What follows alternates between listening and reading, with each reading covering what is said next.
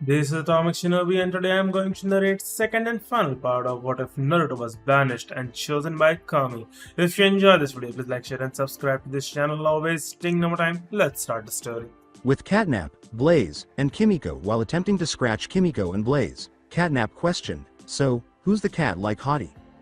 "The fox like hottie is Naruto, me, Kimiko, and any other girls agreed to share him." Blaze clarified. What? Catnap was taken by surprise when he shared the blonde part, which allowed Blaze and Kimiko to attack. Fire. Kimiko and Blaze sent Catnap flying out of the room with their element. "Let's check on the others." Kimiko and Blaze hurried off to assist the others, mainly Naruto, in any way they could, even if it meant sharing a bed with him. With Tubimura, Clay, and Omi, it was difficult for Omi and Clay to battle Tubimura. A big fat blob wearing a ninja suit, the fat stomach, has bounced off Omi's kicks. Omi questioned, "How do we fight such a large enemy?" Clay gave a shoulder shrug. Clay charged and tackled Tubimura, but was bouncing back. "Dunno. But let keep hammering him till one of our attacks hit." Kimiko said, "Hey Clay, Omi. Need help? That would be most appreciated, Kimiko." Omi replied. Kimiko kicked Tubimura's head with a jump flip as he clenched his now headache. Tubimura whimpered, "Ow. Why did you do that?" "Earth." Clay used the Shengongwu's power to kick the obese ninja wannabe through the wall. Raymundo, chameleon bot. Naruto in between slashes, Naruto declared, "I am seriously going to train you guys in teamwork and work on you chakra coils." The robot attempted to seize the two boys after transforming into a metal octopus. A few metal tentacles were dodged and slashed away by Naruto. Naruto shut down the robot's system by throwing lightning into the air and channeling lightning chakra through the blade, saying, "Take that, you ugly motherfucker." Raymundo said, "That's one reason to take done on Spicer's bots." As Blaze, Kimiko, Clay, and Omi arrived, Naruto remarked, "All right, let's take care of Spicer now." Spicer screamed and ran away, being the sissy coward that he is. Naruto concluded, "Or he could just run away, that works too. Let's grab some woo before the other villains get back up." Later everybody had a woo and was on Dojo's back. Raymundo remarked, "I guess our teamwork does need working on." Holding the tongue of siping, Clay said, "I hear y'all, Raymundo." Naruto interrupted himself with laughter, even laughing because he sounded like Master Feng. "It's okay guys, my team also had problems working together for a while, you just have to trust your teammates and," is what he said.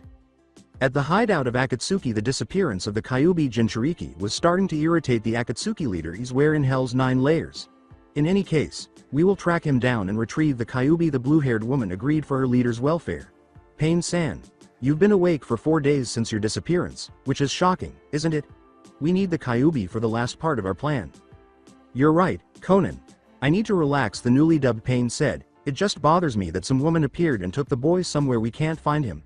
Conan nodded. "Yes, it bothers me too, but he will be back in Konoha in 3 years. I'm certain of that." Returning to Konoha, Sakura was in bed, feeling even more bad about what she had said to Naruto 4 days prior, believing that she was to blame for Naruto's exile. "Stop the guilt already," she said. "You're not at all to blame," Sakura told herself. "You have a point there, but he will forgive you for what you did, being the kind-hearted person he is. I'm sure Naruto will forgive you. Sometime when he returns." "He won't, not after what I did. I hurt him too much. He might hate me now." Sakura's inner self hoped she was correct in another part of Konoha. It seems the Uchiha has overstepped his bounds. Punishment time, Tsunade thought, after receiving a report on Sasuke's status and activities.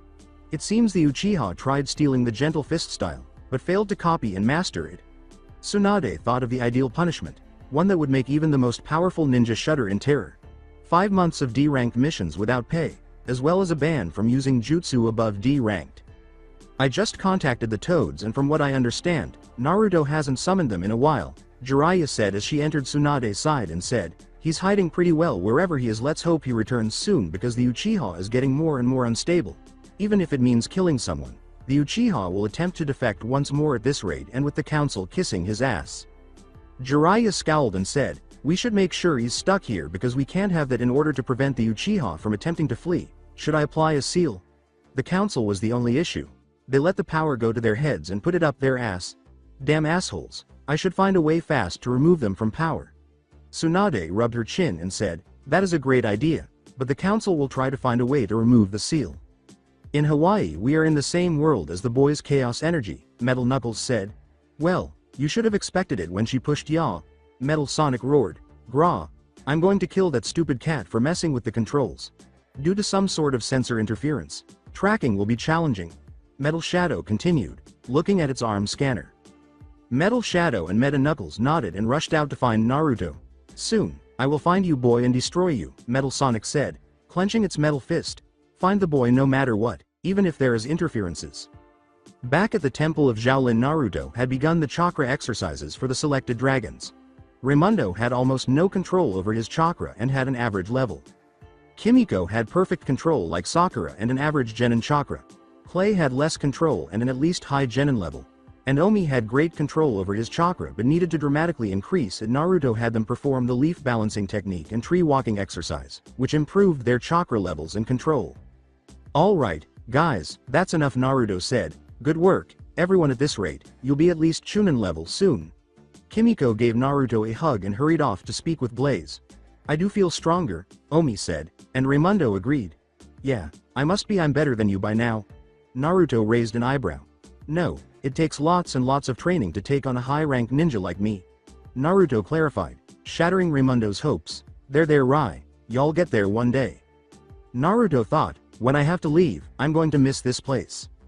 Later on, a new Wu became active, everyone as he transformed into his giant form. Dojo remarked, we better get it before Spicer does. Naruto and the monks boarded, but Blaze wanted to remain behind in case the temple was sneak attacked. Blaze hugged Naruto and said, you better come back in one piece, Naruto. Naruto nodded, not wanting to anger the purple cat. In a forest, Dojo tracked the Wu in a Canadian forest, and while searching for it, Omi was attacked by a squirrel that was throwing its stored nuts at him. Omi fled, tripping over a tree root, and discovered the heart-shaped Wu he was seeking. Unfortunately, Jack was there, ready to seize the heart of Zhang, and as both grabbed the Wu, Naruto, Kimiko, Raymundo, and Clay managed to hear the challenge. I'd like to challenge you to a Shaolin showdown. Jack Spicer gathering acorns as the challenge, Omi said, and everyone arched an eyebrow. Like a squirrel? Everyone's perspiration dropped when Jack said, yes, squirrels are formidable warriors. Naruto thought, okay. Better up Omi's training, and Kimiko, Clay, and Raymundo agreed. Flashes of Showdown. Both challengers shouted, Gong Yi Tenpai. Omi had bet the Jetbutsu, and Jack had bet the Lotus Twister with the advantage of the Jetbutsu. Omi was defying gravity and hovering to various branches to gather more acorns. Jack also used his Wu, but he was picking them slowly. Wuya yelled, pick up the pace, Jack. Jack responded, hey, I'm picking as fast as my rubbery arms can. Yeah, go Omi. Kimiko yelled, yeah, go Omi. Naruto knew it was too soon to celebrate because Jack hadn't cheated yet, but he still hadn't cheated yet. Omi hovered towards another branch in high speed, but Jack strewn his arm in his path, causing the young monk to crash and bump into many trees. The trees shook violently, and acorns began to fall towards a jubilant Jack. Final flashes, haha, take that Zaolin Loa. Jack gloated until he began to flee from an approaching missile, which was caused by Naruto. It's alright, Omi, it's not like there's a the underscore end underscore of underscore all underscore life underscore is underscore we underscore no underscore it kind of thread is coming. Raymundo said. The heart of Zhang slowly levated to Jack's hands.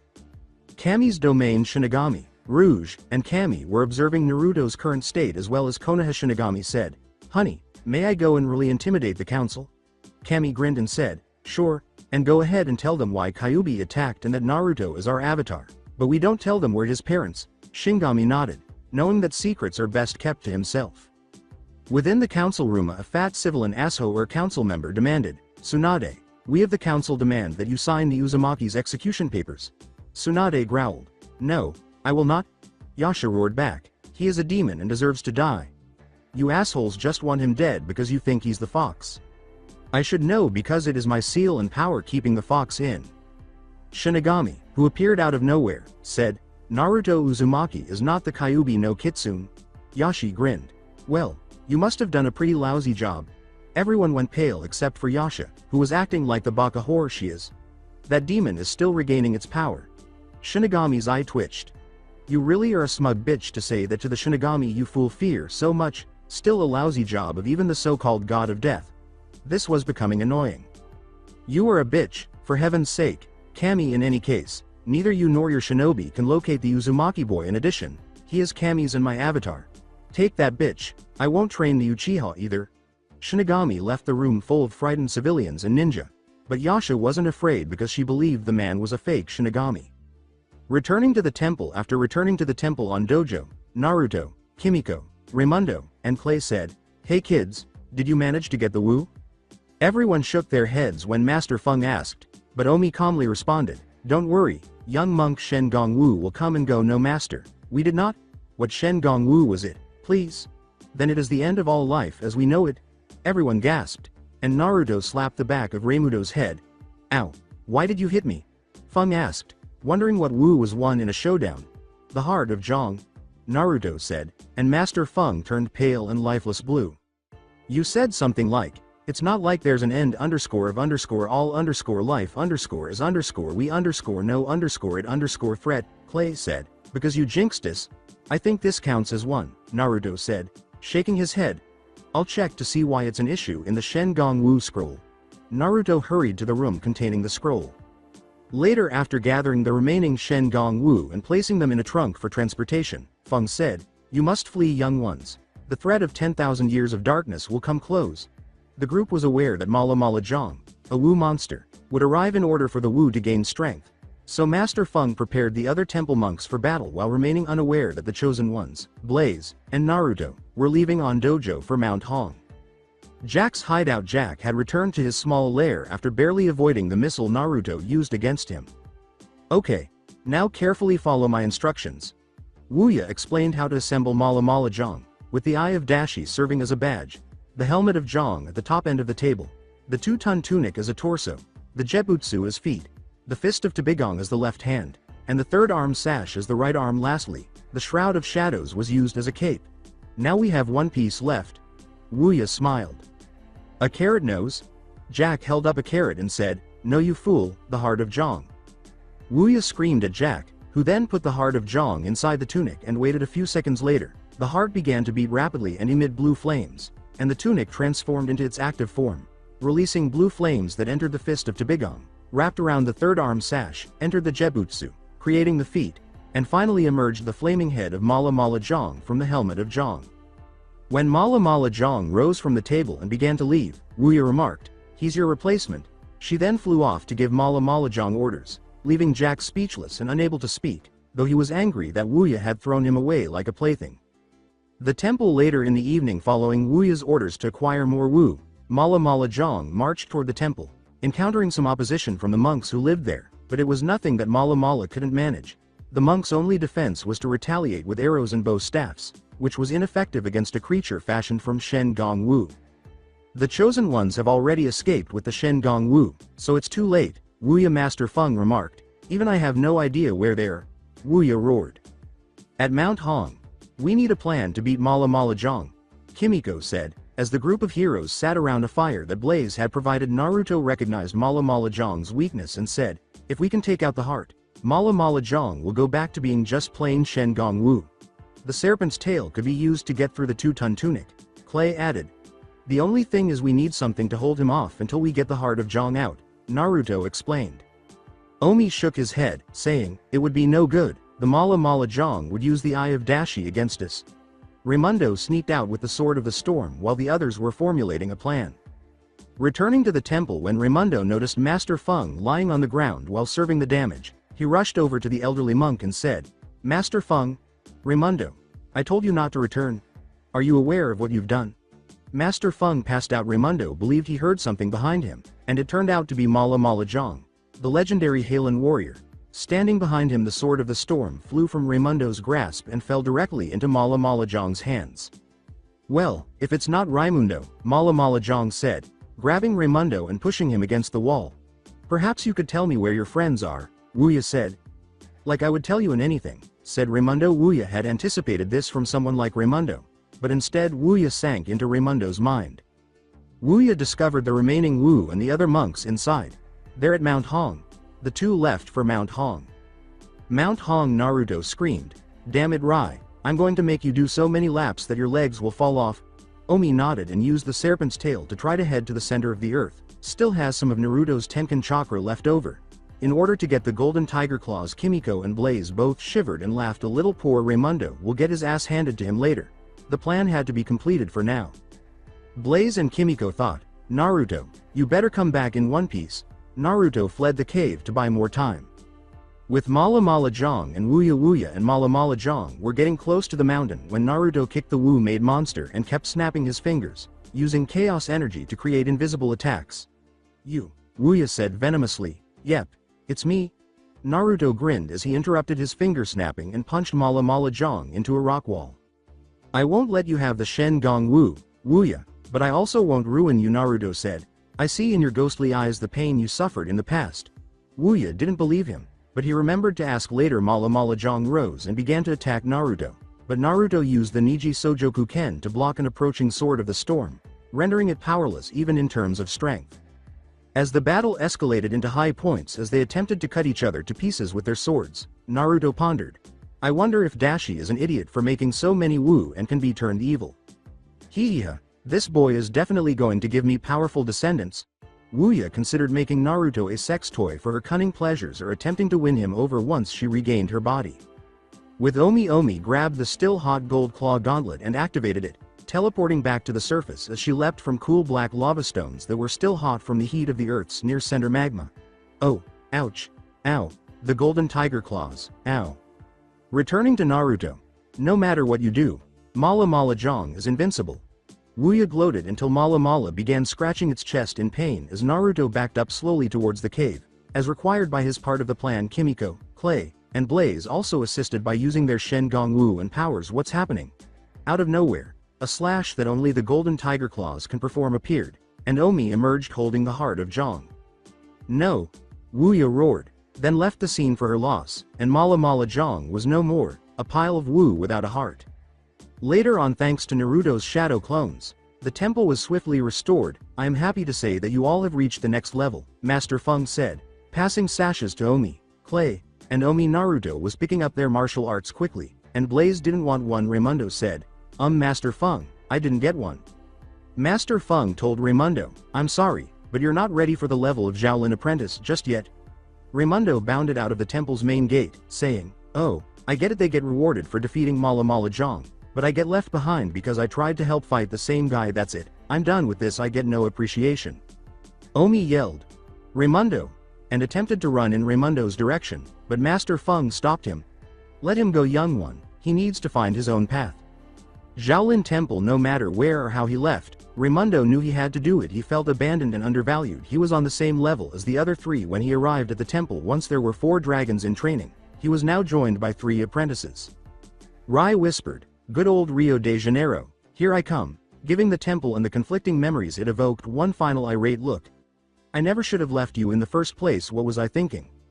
Rushing up to meet him, Kimiko yelled, "Raymundo, wait." He was shocked to see that she was by herself, without any of the others. She was, in his opinion, one of the temple's greatest features. However, it was another matter entirely to blame his reasons for leaving when she showed no interest in the new resident blonde. He angrily snapped, "I've made up my mind and you can't change it," and she recoiled. The rescue attempt was bound to fail. Kimiko pleaded, "Please, just listen to me," and stepped in front of him, obstructing his escape. "Just listen to what I have to say, and if you don't agree at the end, I'll let you go." Raymundo said, "All right," and settled down on the dirt road. After taking a deep breath and allowing it to settle in her stomach, Kimiko sat down. "Look, I know you think it was unfair that Master Feng didn't give youth level of apprentice like he gave us." Raymundo gave a snort. That would be the understatement of the year. "But I'm sure if you work hard, you'll be with us in no time. I mean with Naruto." "Oh yeah, sure, like he'll help me. He has too much fun making me his punching bag," the Brazilian said abruptly. "If anything, that's not true," Kimiko said, stopping herself. "What if anything?" She rubbed her hands and sighed. "It was a private conversation between the two of us. It was about his past," she said, seemingly succeeding in capturing Raymundo's undivided attention. "You remind him of 2 people. The first betrayed his family, the second killed the person he believed was responsible for the massacre of his entire clan, and the third betrayed the promise of power." Naruto considered that individual to be a brother growing up alone. Naruto was despised by everyone except for 3 or more because he erased the memories. He is unable to even recall all of the people who were kind to him. She paused to catch her breath before continuing. "The village loved that person, who was his teammate, or more precisely, the strength of his eyes. He had it all and was their golden boy as Raymundo considered it," Kimiko remarked. "He had a nice, luxurious place to live, girls at his feet, and people willing to help him, but he threw it all away for power to kill this person. The person he wanted to kill was his older brother." Is that his deal, then? He's venting his frustration on me because... No. Kimiko cut him off, aware of his assumption. I'm not done. Yes, you have characteristics in common with him, but you also make him think of someone else. Do you recall? So, who is this individual and why should I give a damn? As Raymundo wore a perplexed expression, she said, the reason you should care is because the other person you remind Naruto of is Naruto himself. You're a combination of what he used to be, what he wanted to forget, how stupid and immature he used to be, he says, and how he held a traitor as high as a brother, hot-headed and a bit of a show-off. You may not be aware of this, but Naruto's elementa, one of his strongest elements, is wind. He doesn't want to watch you go down the path to ruin because he doesn't know how to handle the fact that you combine the characteristics of two completely different people. I see. Well, even though we have similar characteristics, I'm my own guy in addition. Why would you care if I left? You don't need me because you have fire powers and the others. You are my friend. Just like the others, I don't have many true friends. The majority of my so-called friends are the offspring of my father's contacts or co-workers. You were wrong if you leave. I won't have you since you're one of my few true friends. Would you please stay another day? I only asked you to do that? As he sighed, she inquired. All right, but if I do this, you won't stop me from leaving if something goes wrong, okay? As he got up and assisted her in standing, he asked. As they made their way back to the temple, she said, thank you, that's all I ask. That morning Naruto had made the Wu that Blaze and Kimiko had recommended. However, he was going to install some fail-safes in them to ensure that there wouldn't be any issues with the Wu. Alright, I should limit the use of the Orb of Potential to once a year to avoid bringing out everyone's potential too quickly. As he assembled the components needed to create the new Shinagami Wu, Naruto thought, I'd hate to see Jack's true potential. Where else? Jack Spicer was developing a novel idea in his home's basement ever since Wuya had rejected him. He had somewhat of an epiphany. He grew overly reliant on the ghost, who was entirely reliant on him. Thus, this new invention would be useful in that situation. He would assemble the Wu, take control of the world, and become his own master. The spectral flew in and he ignored her. The specter kissed up, hoping the teen wasn't too upset about her betrayal or outright dismissal, which was exactly what happened. Nice work, Jack. Excellent craftsmanship. As the sparks from his torch continued to fly out and land on the cold steel surface of his workbench, he responded, beat it, Wuya, through the protective face masks. Jack, please stop acting that way. Can we let the past be the past? She floated to the other side of his workbench and asked. For your oh so great invincible warrior, who gets busted in less than 24 hours, you kick me to the curb like some unwanted trash, and you expect me to bring you back? You can disregard its lack of interest? But you forget one thing. Without me, your so-called world conquest is just a pipe dream. You can't track the Shinagami Wu dream. As he put the final touches on his project, the teenager retorted, and that my not-so-dear specter is where you're wrong. He drew a device that resembled a polygon and had an antenna and arrows pointing in all directions. You see, I took your small betrayal personally and came up with this Wu tracking sensor and advice. When a Wu activates, it will lead me directly to it. As Jack got into his jet, Wuya said, but what about me? Why should I give a damn? As he sped into the air on his way to the next Wu, he said, after all, we no longer work together, before turning on the ignition and opening the hangar. Wuya remarked gloomily as she proceeded to carry out another of her schemes. That stupid bastard, oh he'll get his soon enough. Where else? For a demonstration, the 4 selected individuals were assembled. Each of the 3 apprentices was instructed to choose a Wu and shout out its name and element. Kimiko discovered that she could transform the star Hanabi into a projectile that blazed clay, and Tornami could use the third arm slash to form a solid fist of earth. Or Omi could use the orb to conjure ice naturally. Omi made his egotistical remark about training him to apprentice level, but obviously not as good as him, while Raymundo was being sarcastic and rude naturally. This resulted in Raymundo bolting and using the golden tiger claws. Rio, I should never have left you, my beautiful Rio de Janeiro, Raymundo remarked, gazing down on the city from the edge of a cliff, not knowing. A hideous figure had been waiting for him. It's unfortunate, isn't it? It was Wuya, the Halen witch. Wuya. He leapt to his feet. You ugly ghost hag, get out of my head. Relax, Raymundo, I'm by myself, and I can't hurt you, as you know. What are you doing here, then? Something amusing occurred when I entered your thoughts. I found out where the secret Shinagami Wu was, but I also learned a few other things. Hey. Many men sleep with teddy bears. No, not at all. I've discovered that you're not content with your status as a Shaolin warrior. Yes, I could feel your discontent with the never-ending training, the simple lifestyle, and the lack of gratitude. Do you have a point? She created an image that embodied Raymundo's every desire? I offer you a faster, more rewarding one that appreciates your unique talents and abilities. She said. A video arcade, a game room filled with various sporting goods, and a butler bringing him soda and pizza. Wuya interrupted that picture to say, I can give you anything your heart desires. Your heart is yours if you join me, Raymundo. He considered it for a while. When Wuya's eyes turned green, he said uncertainly, no, and not I couldn't. I sense a Shen Gong Wu. We can start working together right now. What do you think, Raymundo? He ripped a hole in the area in front of him and teleported back to the Xiaolin temple, saying, I got to go. Zero Temple of Xiaolin 0. As the Wu materialized, Master Feng exclaimed, ah, here it is. What is it? The Shen Gong Wu. What is it? As he entered the portal, Raymundo inquired. There you are, but hold on, how did you find out that a Wu had become active? Dojo asked in a suspicious manner.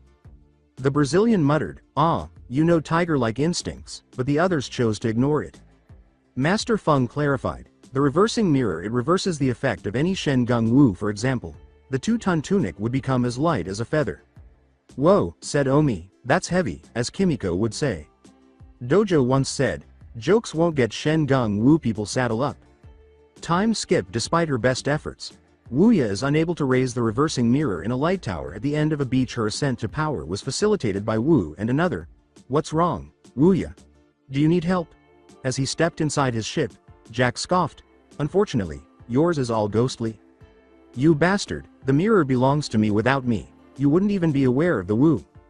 Well, as they say, losers cry, he said as he reached for the mirror. Omi exclaimed as she leapt off Dojo and entered the lighthouse. You, Jack Spicer, and Wuya, will be the only ones crying over your loss. Wow, that was the most pathetic taunt ever. Keep jumping and kicking, Omi.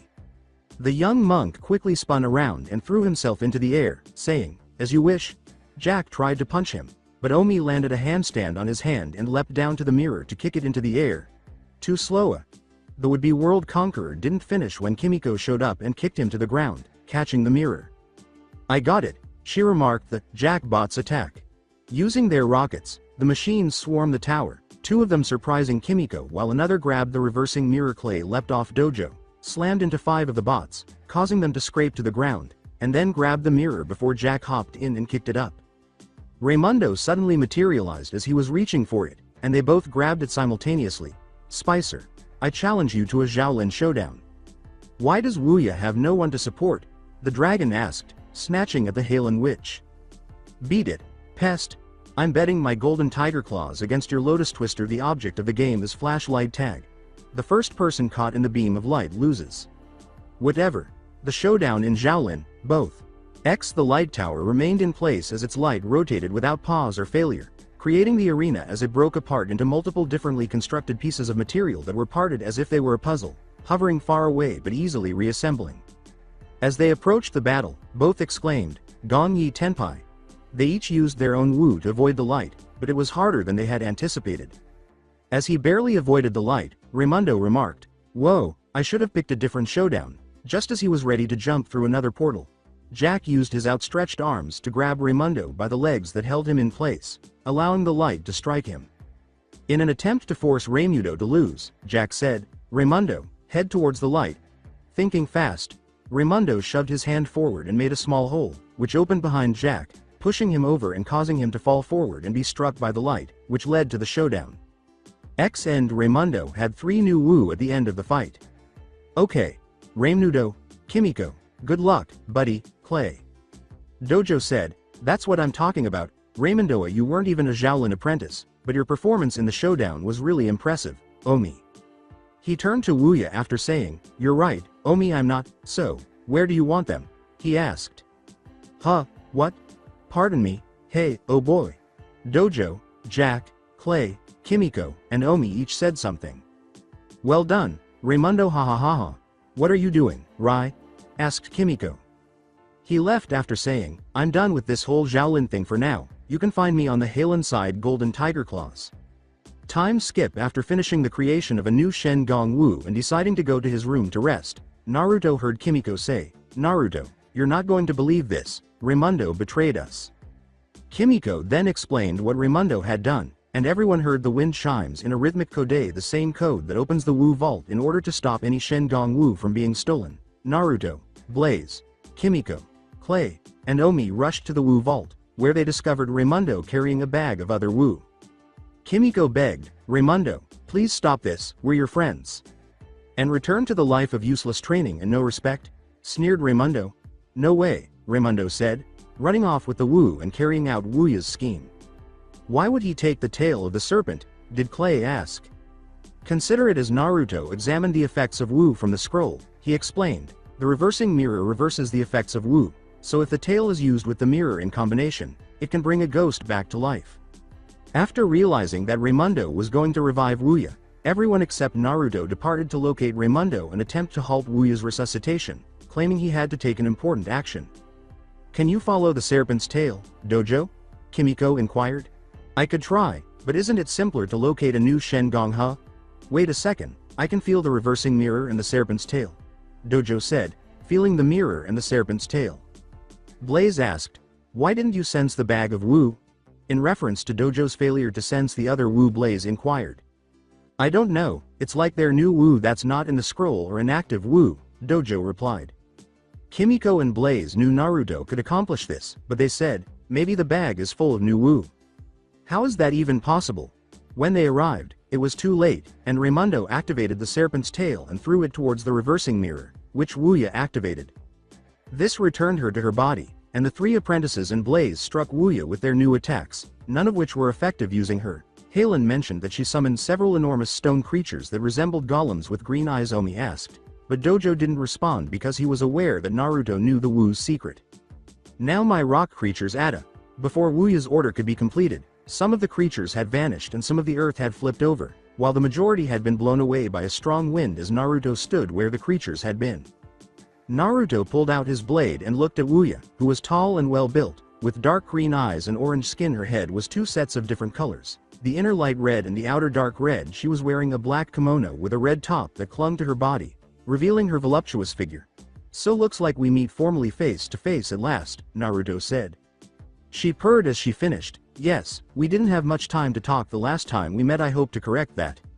The Halen witch followed Naruto as he teleported on top of a plateau, saying, "You four take care of the traitor and creaturess Wuya's mine."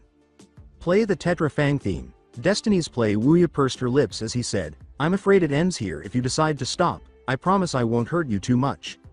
"Surely you don't mean that, handsome?" she asked sexily, her eyes fluttering.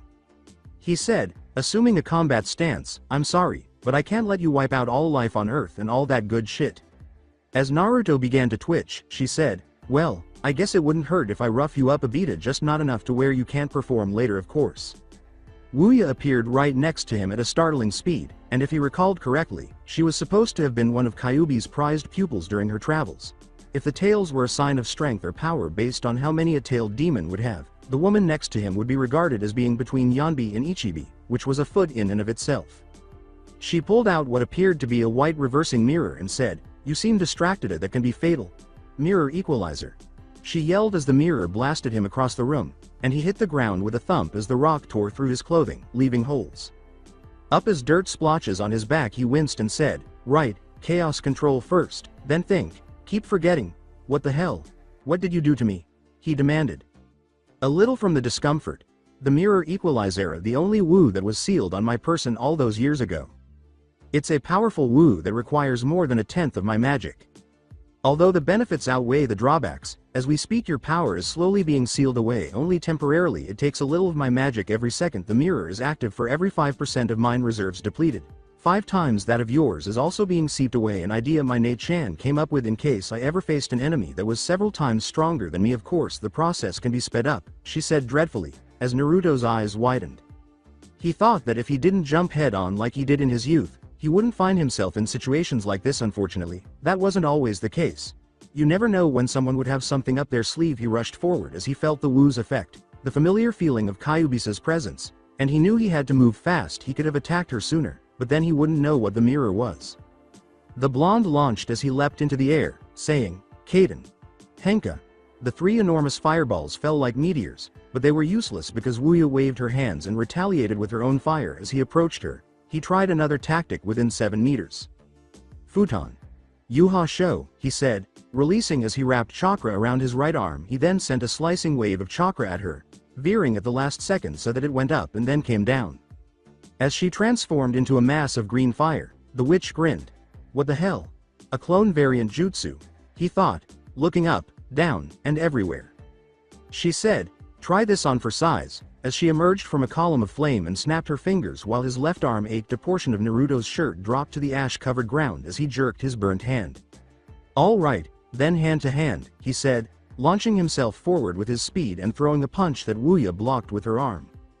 She bowed back as he spun around and tried to strike her with his other arm. She dropped to sweep kick him after shifting back into position, but he grabbed her arms and threw her into the air. Wuya threw herself in midair and tried to attack him as she fell horizontally, but he leapt up and veered at the last second. She landed in a handstand position and then flipped over, causing flames to rip through the sleeve of his other arm. After landing in a crouch, Naruto grabbed his arm. His strength had been further depleted by the damn Wu. He came to the conclusion that one of the other three of the four was the source of the Wu's core power. A kind of power balance was put in place to ensure that none of the three would become overly devout. There was a stream or source from which all chakra and life energy originated. It was only natural for it to hurt one of the other people it was suitable to work with. After taking a deep breath, Wuya began making hand signals, which shocked him. He recognized the signs and thought, shit, she can use ninjutsu. Oh my god, that one. Kaden. Gokeu no Jutsu, she uttered as she let go of the enormous ball of fire as the technique hit the surface. He managed to get out of the way as the enormous explosion destroyed more than half of the plateau's surface. Jesus. It's one of the biggest things I've ever seen. She doesn't even appear tired, and I'm getting tired myself. I can't play kid games any longer. I have to break her if I have to, and I suppose I have to try to get super. When he was about to attack, Wuya saw him crouch on his knees and waited patiently while she wandered. He will run out of energy at this rate, which would make it unpleasant. What is he doing? Is he planning something?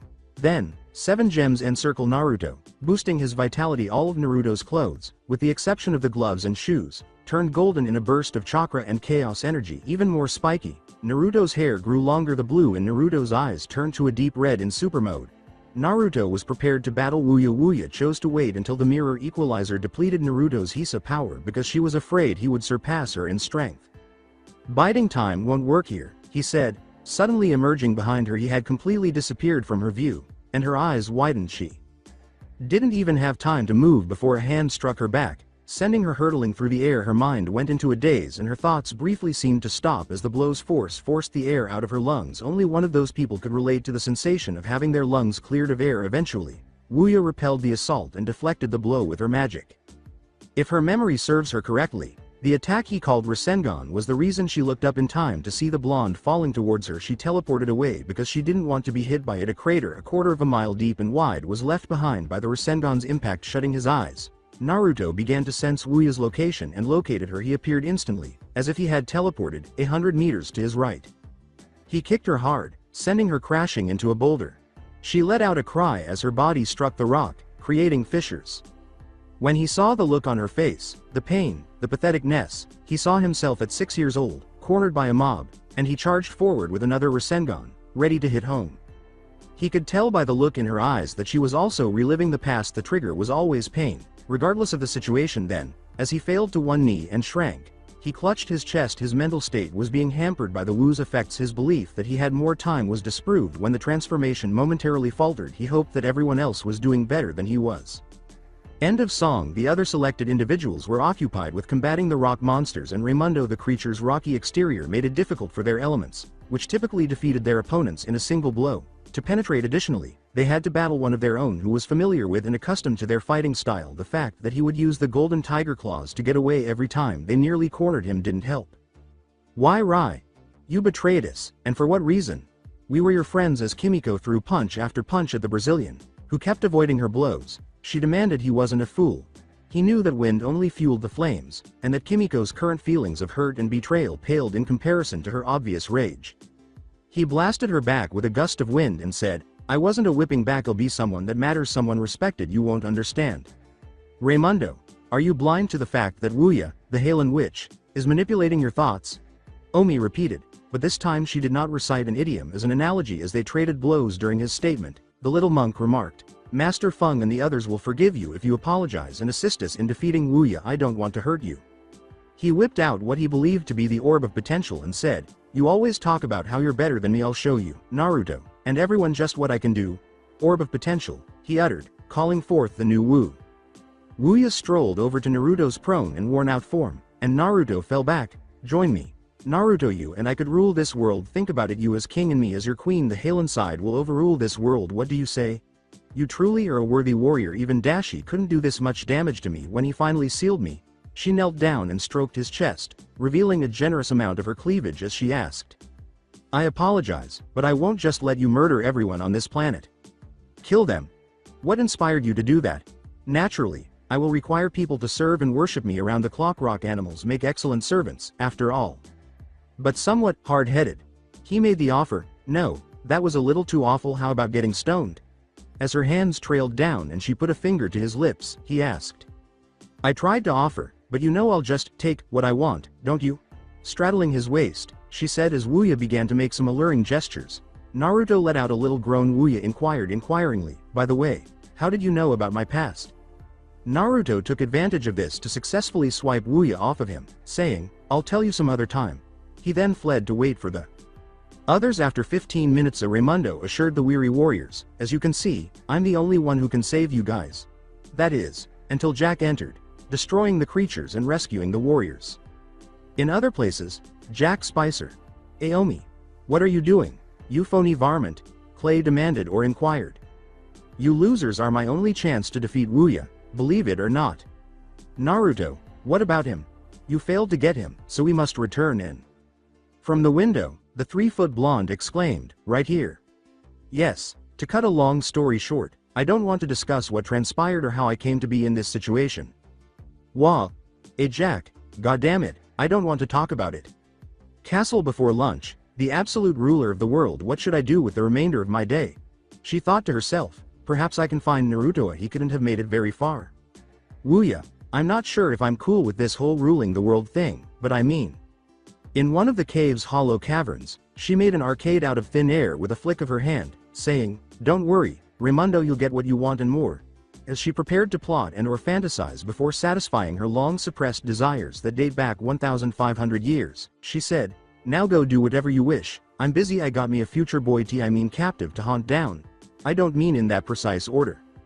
This is Jack's workshop. The machine opened a portal into the past, and Naruto and Omi stood at its edge since Jack had previously been unable to produce enough power. Clay suggested that the machine was powered by the eye of Dashi. Why didn't Naruto send a clone or something to take your place? Kimiko asked worriedly, what if something happens to you, guys? Before adding the final word in the hopes that he wouldn't notice the slip. This is the only way to save the world. I'll be back, I swear. There's a chance that the link will break and any other clone variant would just dispel. Are you certain that you no longer require Shen Gong Wu? Clay inquired, pointing to Omi's orb of Toonami. No, you guys are going to need as much Wu as possible if Wuya and Raymundo show up. In addition, I doubt you'll find any opposition in the past. Coolly, Naruto said. Well, he said, leaping through the portal after giving Kimiko and Blaze hugs, I'm out. Time skip. The two travelers traveled back in time and landed directly in front of the Shaolin Temple's unfinished form. The previously mentioned one was clearly a different one. Dashi was posing as a pig farmer, so it didn't take them long to find him using a flying side swipe kick.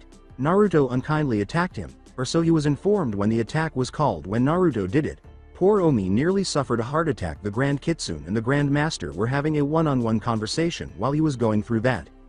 I should kick your ass for what you did, but Omi idolizes you, and I don't want to put him in a shock-induced coma. You see what I mean? You made the damn heart of Zhang, and you're the reason Wuya turned evil in the first place. You're lucky it's me and not Kyuubi. I understand what you're saying, but is it still not possible for me to simply hand you the puzzle box? You must demonstrate your worth. First of all, when Omi wakes up, that's going to be him. Secondly, I'm not in the mood for any confrontations or whatever the hell you're thinking of. Please just hand us the updated puzzle box. Why should I, then? Well, 1. I can beat the shit out of you when the effects of the Wu that was used on me wear off. Trust me, I may play the hero or the sympathetic person occasionally, and hell, I'll be a bit of a hypocrite and more lenient towards people, especially females with similar pasts, but I will beat the fuck out of anyone, hero or villain, race, sex, none of that shit matters. I don't do it often, but I'll say this. If it's one of the most painful things in existence, as I've been told, can you imagine how painful it would be if a rookie did it?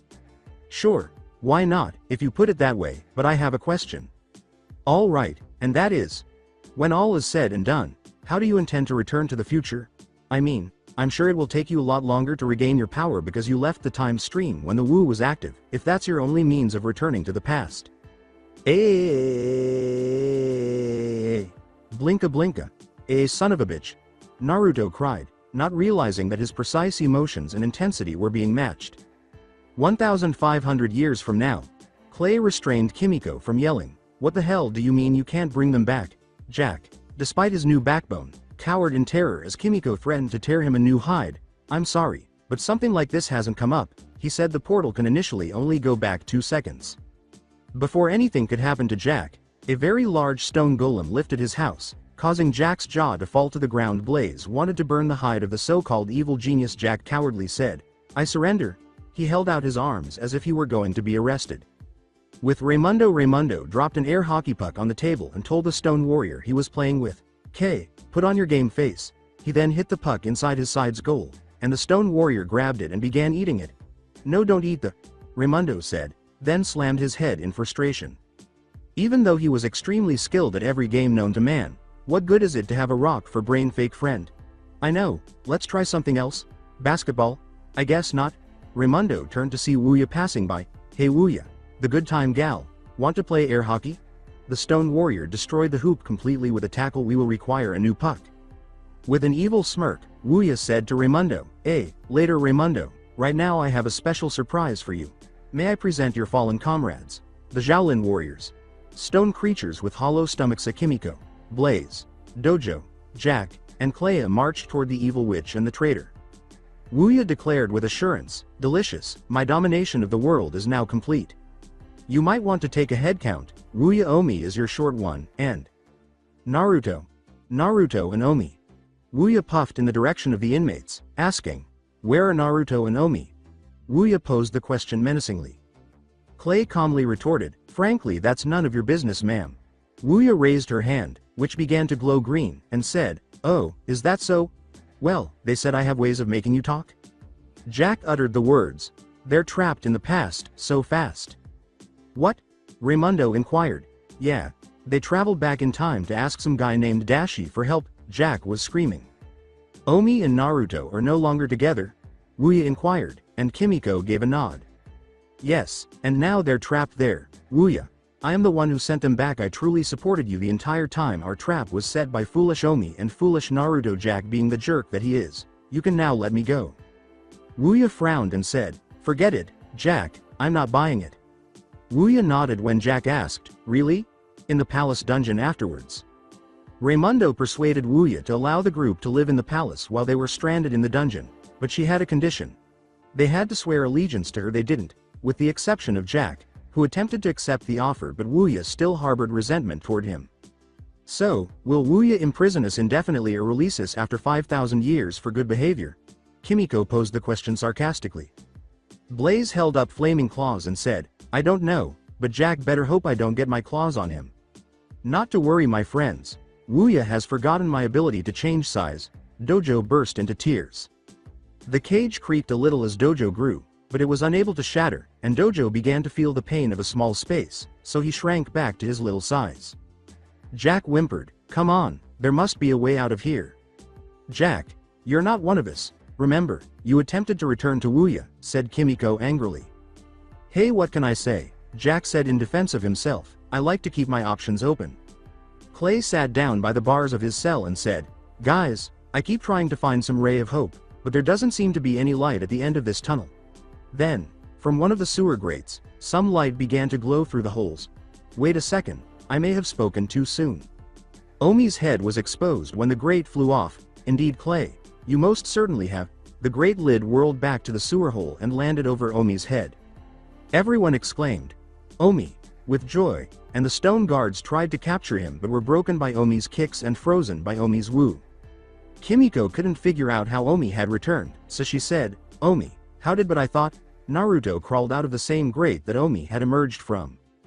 Gosh, I must destroy that Wuya. I still have most of my power sealed anyway. How did we return? Rewind to 1500. Naruto, who had gotten the puzzle box but had no idea how to return to his original time, yelled, when I get back, I'm going to kick Jack Spicer's ass to hell and back. Omi had woken up some time before. Breakdown of the flashback. Naruto agreed, and Omi froze the bars in Dojo's cage, allowing them to break you. Jack, however, was unable to escape on his own, so Omi helped him by pinky flicking the frozen bars.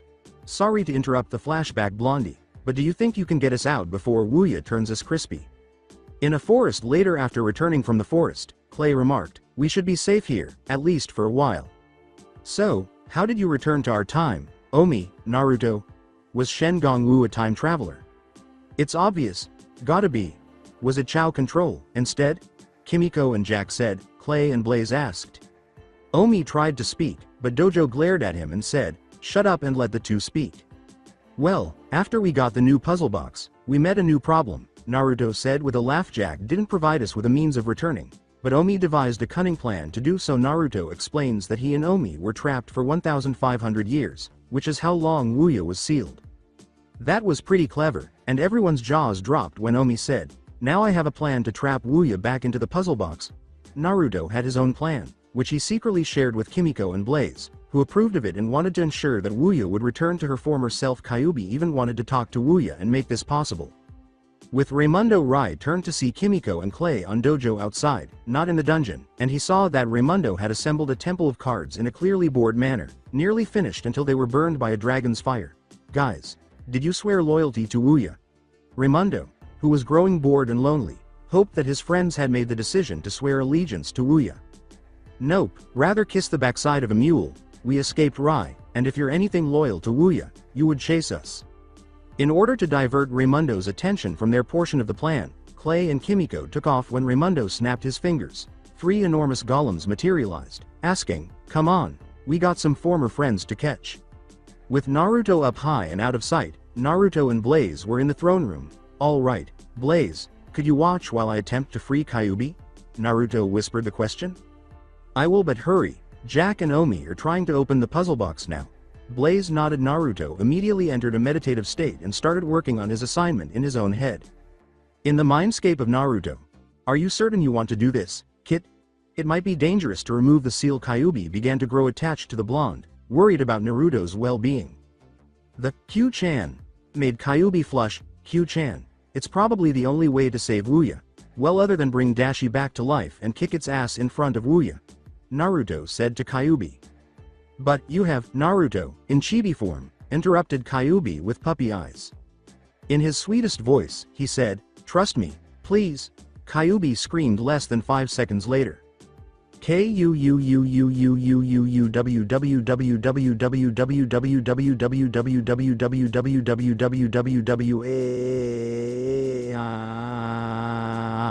Kyuubi rushed and embraced the chibi Naruto, who then tore the seal from Kyuubi's collar, releasing her. Alongside Jack and Omi behind Wuya's throne, Omi and Jack tried to open the puzzle box, but they were unsuccessful, and Wuya heard them and tried to destroy it. If it weren't for Omi saving his hide from certain destruction, Jack would have eaten it when he was trapped by one of Wuya's spells and an attack was approaching. More green fire bolts were thrown at the two boys by Wuya, who struggled with aim and ended up losing her body and trapped for 1,500 years. Hey, even I would struggle if that happened to me. Fortunately for Omi and Jack, their speed and Wuya's poor aim, which will only last temporarily, allowed them to avoid Wuya's attacks. With Dojo, Clay, Kimiko, and Raymundo naturally, Wuya's Halen magic allowed for the creation of more golems, but Kimiko and Clay were avoiding and evading the attacks of the stone golems and smashed them when they had the chance. Why don't you all simply take off? Unless you're not trying to, Raymundo inquired until he recently figured it out. Raymundo commanded the golems to hurry back to the palace, and they did so, charging toward the throne room. Do you think we gave Jack and Omi enough time to open the puzzle box? After Clay posed the question, 2 golems emerged from the earth and seized Dojo and the two. Kimiko responded to the obvious by saying, nope. Inside the Room of Thrones, the prisoners got away. Wuya, I believe Aya. Raymundo rushed in. Wuya pointed to the upside-down Jack and Omi who were imprisoned in a magic barrier and said, not to worry Raymundo, they are no threat to me. In an attempt to return Raymundo to the Shaolin side, Omi screamed, Raymundo, help us please. As stone cage golems advanced, one of them seized Omi and Jack and swallowed them, placing them in its cage belly. Now the gang's all here.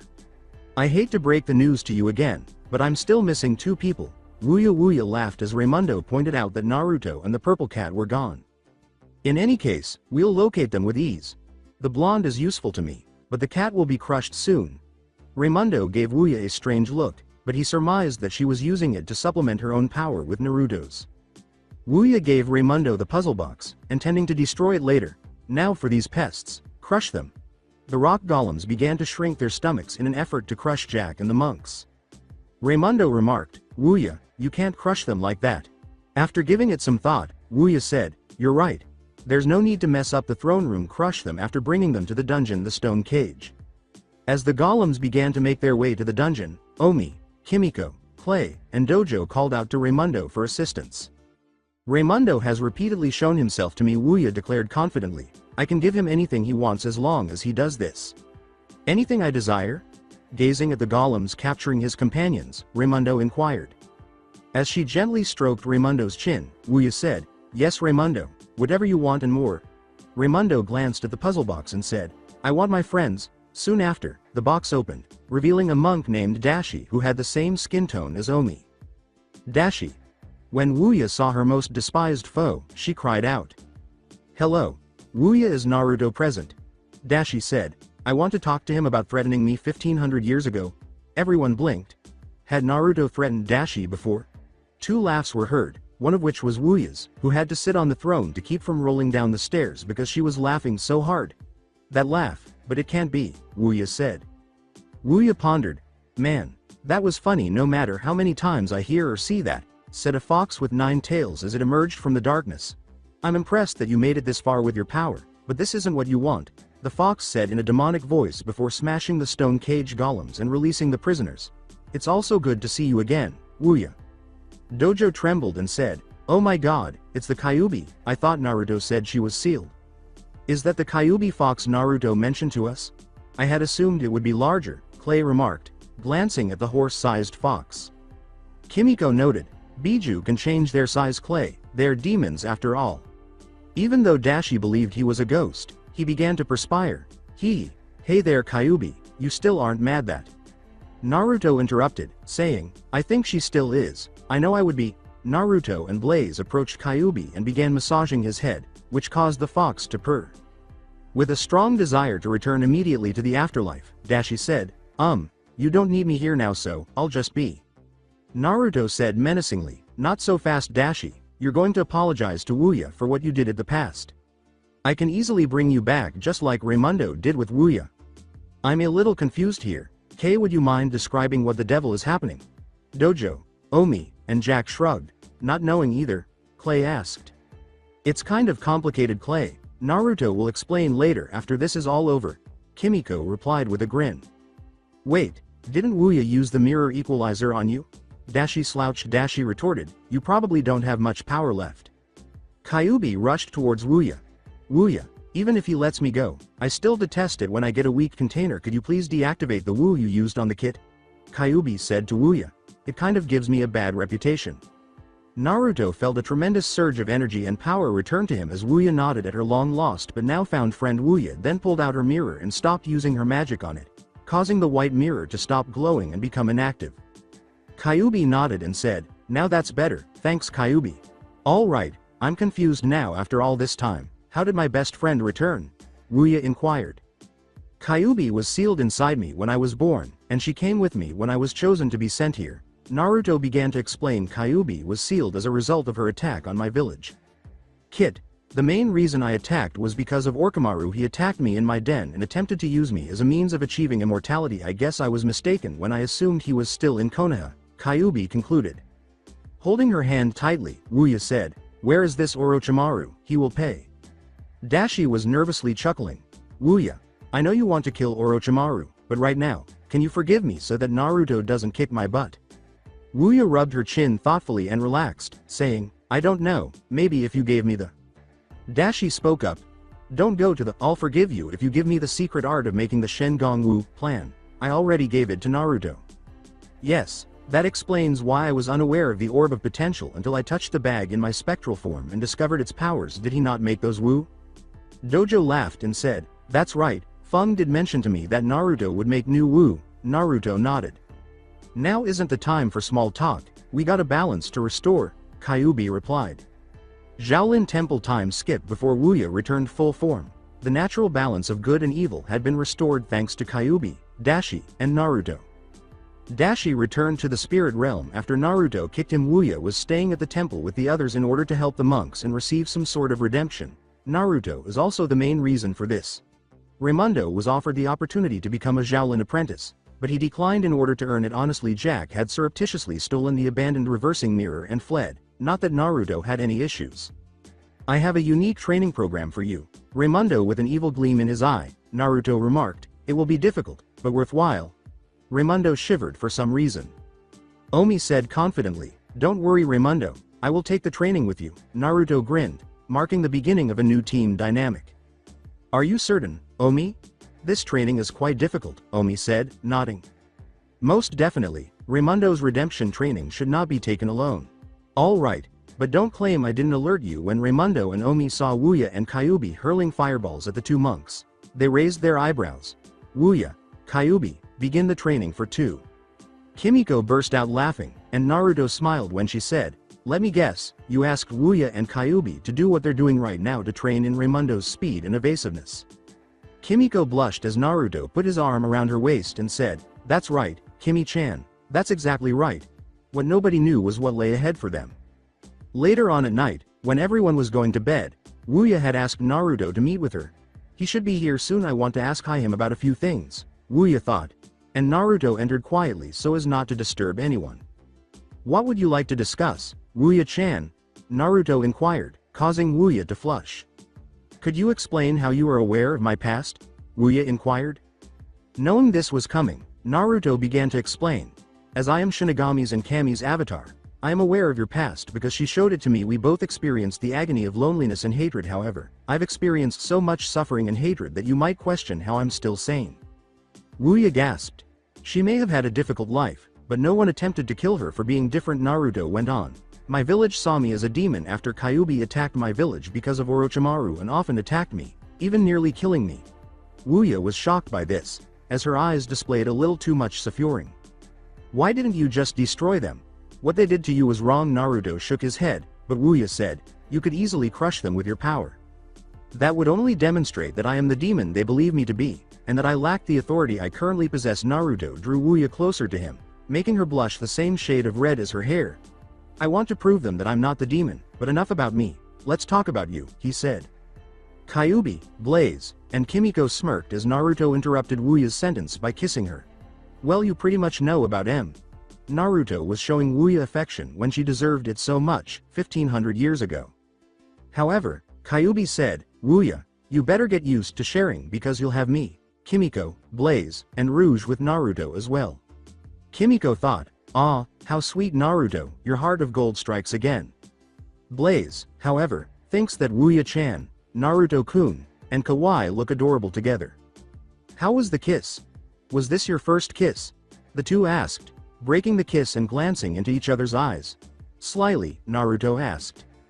While her thoughts were still processing the kiss, Wuya turned to Naruto in tears and cried, thank you for accepting me. Naruto put his arms around Wuya and gave her a tight hug. I'm here, so don't worry. As he picked Wuya up bridal style and carried her to the bedroom, Naruto said, if you need a shoulder to cry on, I'll be there for you to cry on. Wuya grinned and gave Naruto a tight hug around the neck before nestling into his chest. A fresh challenge will surface in the morning, pushing Naruto and the Shaolin warriors to their limits. In Konoha, man, this stuff is good, Shoji said, finishing nearly half of the bowls of Naruto specials that the Ichiraku ramen shop was serving to Naruto's friends in honor of Naruto. Everyone agreed that the ramen was good, but they only wanted 2 or 3 bowls. Sakura barely ate anything, feeling even more guilty about what she had done. I can see why Naruto eats this every day, Shoji said, slurping another bowl of ramen. As Sakura shook her head out of her reverie, Ino said, what's the matter Sakura, you hardly your ramen. Sakura was about to cry when she said, I guess I'm just not feeling that hungry. This place is Naruto's favorite place to eat and I feel like I'm the cause for his misery. Ino reassured her that Naruto would return to Konoha shortly, and Kiba wanted to fight Naruto again to see how strong he had become since his exile. With Danzo. This is unacceptable. You are supposed to be my elite class root, and yet you can't find a simple child, Danzo said in rage after his root failed to locate and retrieve the Kyuubi Jinchuriki for the 50th time. Danzo said angrily, I want that boy found so he can be made into the most potent weapon we have, or take the demon out of him and put it in another baby to make him a weapon. One of Danzo's root then stepped forward and said, Danzo-sama, we will find him. No need. After the 3 years are up, we'll wait for the brat to return to the land of fire. We will kidnap him as soon as he enters the land of fire and turn him into my most powerful weapon. The rest of Root bowed or applauded in agreement with Danzo's declaration. Then I will take over this world and make all the weaklings bow before me. With Sasuke after breaking into the Hokage jutsu vault and claiming that all of the jutsu belonged to him. Sasuke walked right past the guard and knocked him out. He was apprehended by the Anbu assigned to watch him. This village is holding me back too much. I must have power to kill him, to kill Itachi, Sasuke thought, furious that his jutsu had been stolen from the Uchiha clan. A familiar voice said, ha ha ha ha, you fool, you realize that doing what you did would get you in trouble. Sasuke searched for the source of the same disembodied voice, even turning on his Sharingan once more to locate the person speaking. With no chakra visible except for his own and his clan's relics, Sasuke commanded, where are you? Show yourself. It sounded as though the voice had never had a body.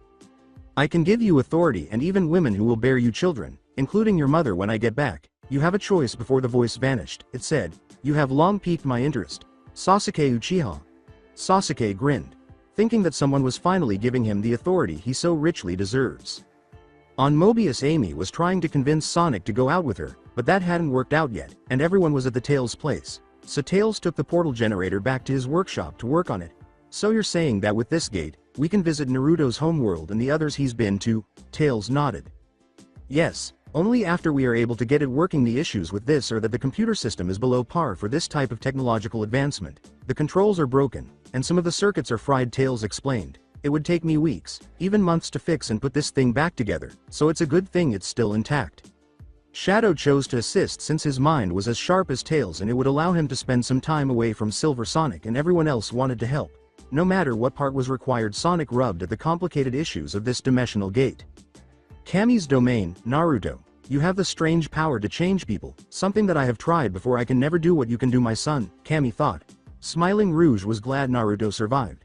She didn't want her man dead. Kami was impressed by Naruto's ability to persuade Wuya to join the Shaolin side, but that was made possible with Kyuubi's assistance. Rouge gripped the necklace Naruto had given her a while ago and thought, Naruto-kun, you better get back to me soon. I don't know if I can stand to see you dead. Rewind. While everyone else was swimming or playing volleyball, Rouge was sitting on a beach with Naruto. Rouge was wearing a pink two-piece bikini with jewels on it. Remember, this was before Rouge became human. Naruto pulled a box out of the bag he brought with him for a picnic with everyone. The box was black with a pink ribbon and bow on it. Rouge, who loves presents, took the box and opened it. Rouge gasped as she opened the box, which contained a stunning necklace with a bat clutching a diamond. The necklace was extremely valuable because the bat was made of pure silver and the chain was made of gold. I had it made special order. I know how you love. Naruto never finished as Rouge gave him a tight hug. Rouge said with tears in her eyes, thank you. Flashback ends. There are women who genuinely love Naruto, so when Kami noticed that Rouge was holding onto the necklace that Naruto had given her, she grinned and thought, I better make sure Konoha is alright. I wouldn't want any village to attack Konoha with Naruto gone.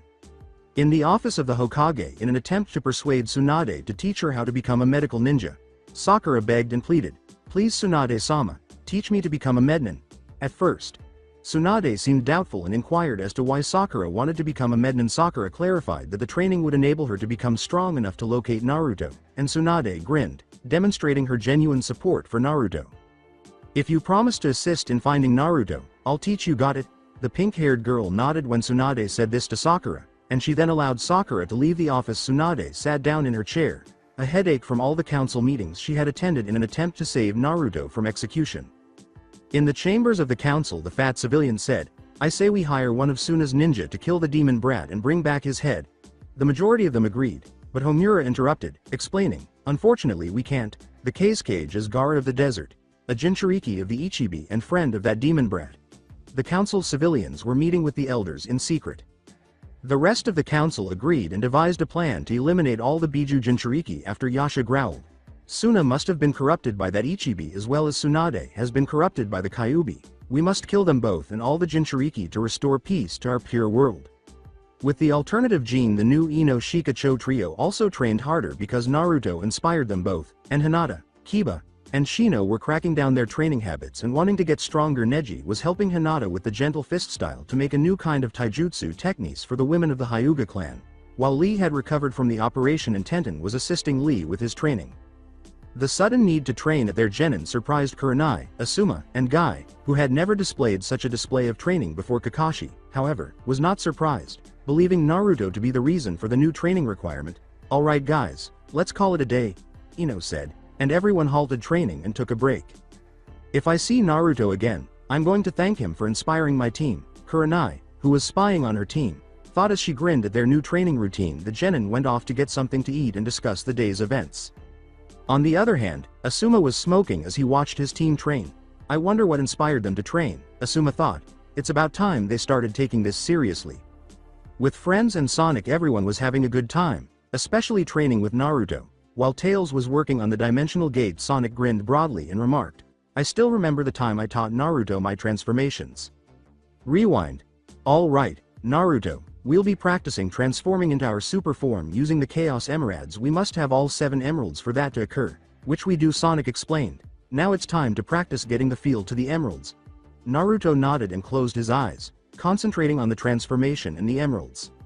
Sonic gave Naruto the piece of wisdom by saying, "Let the power flow through you like the wind flows through your hair when you run, like the speed of sound." Although Sonic presents himself as a carefree hedgehog, he is capable of being intelligent and wise when he so chooses. Naruto grinned as he felt the emerald energy coursing through his body like a spooky vein.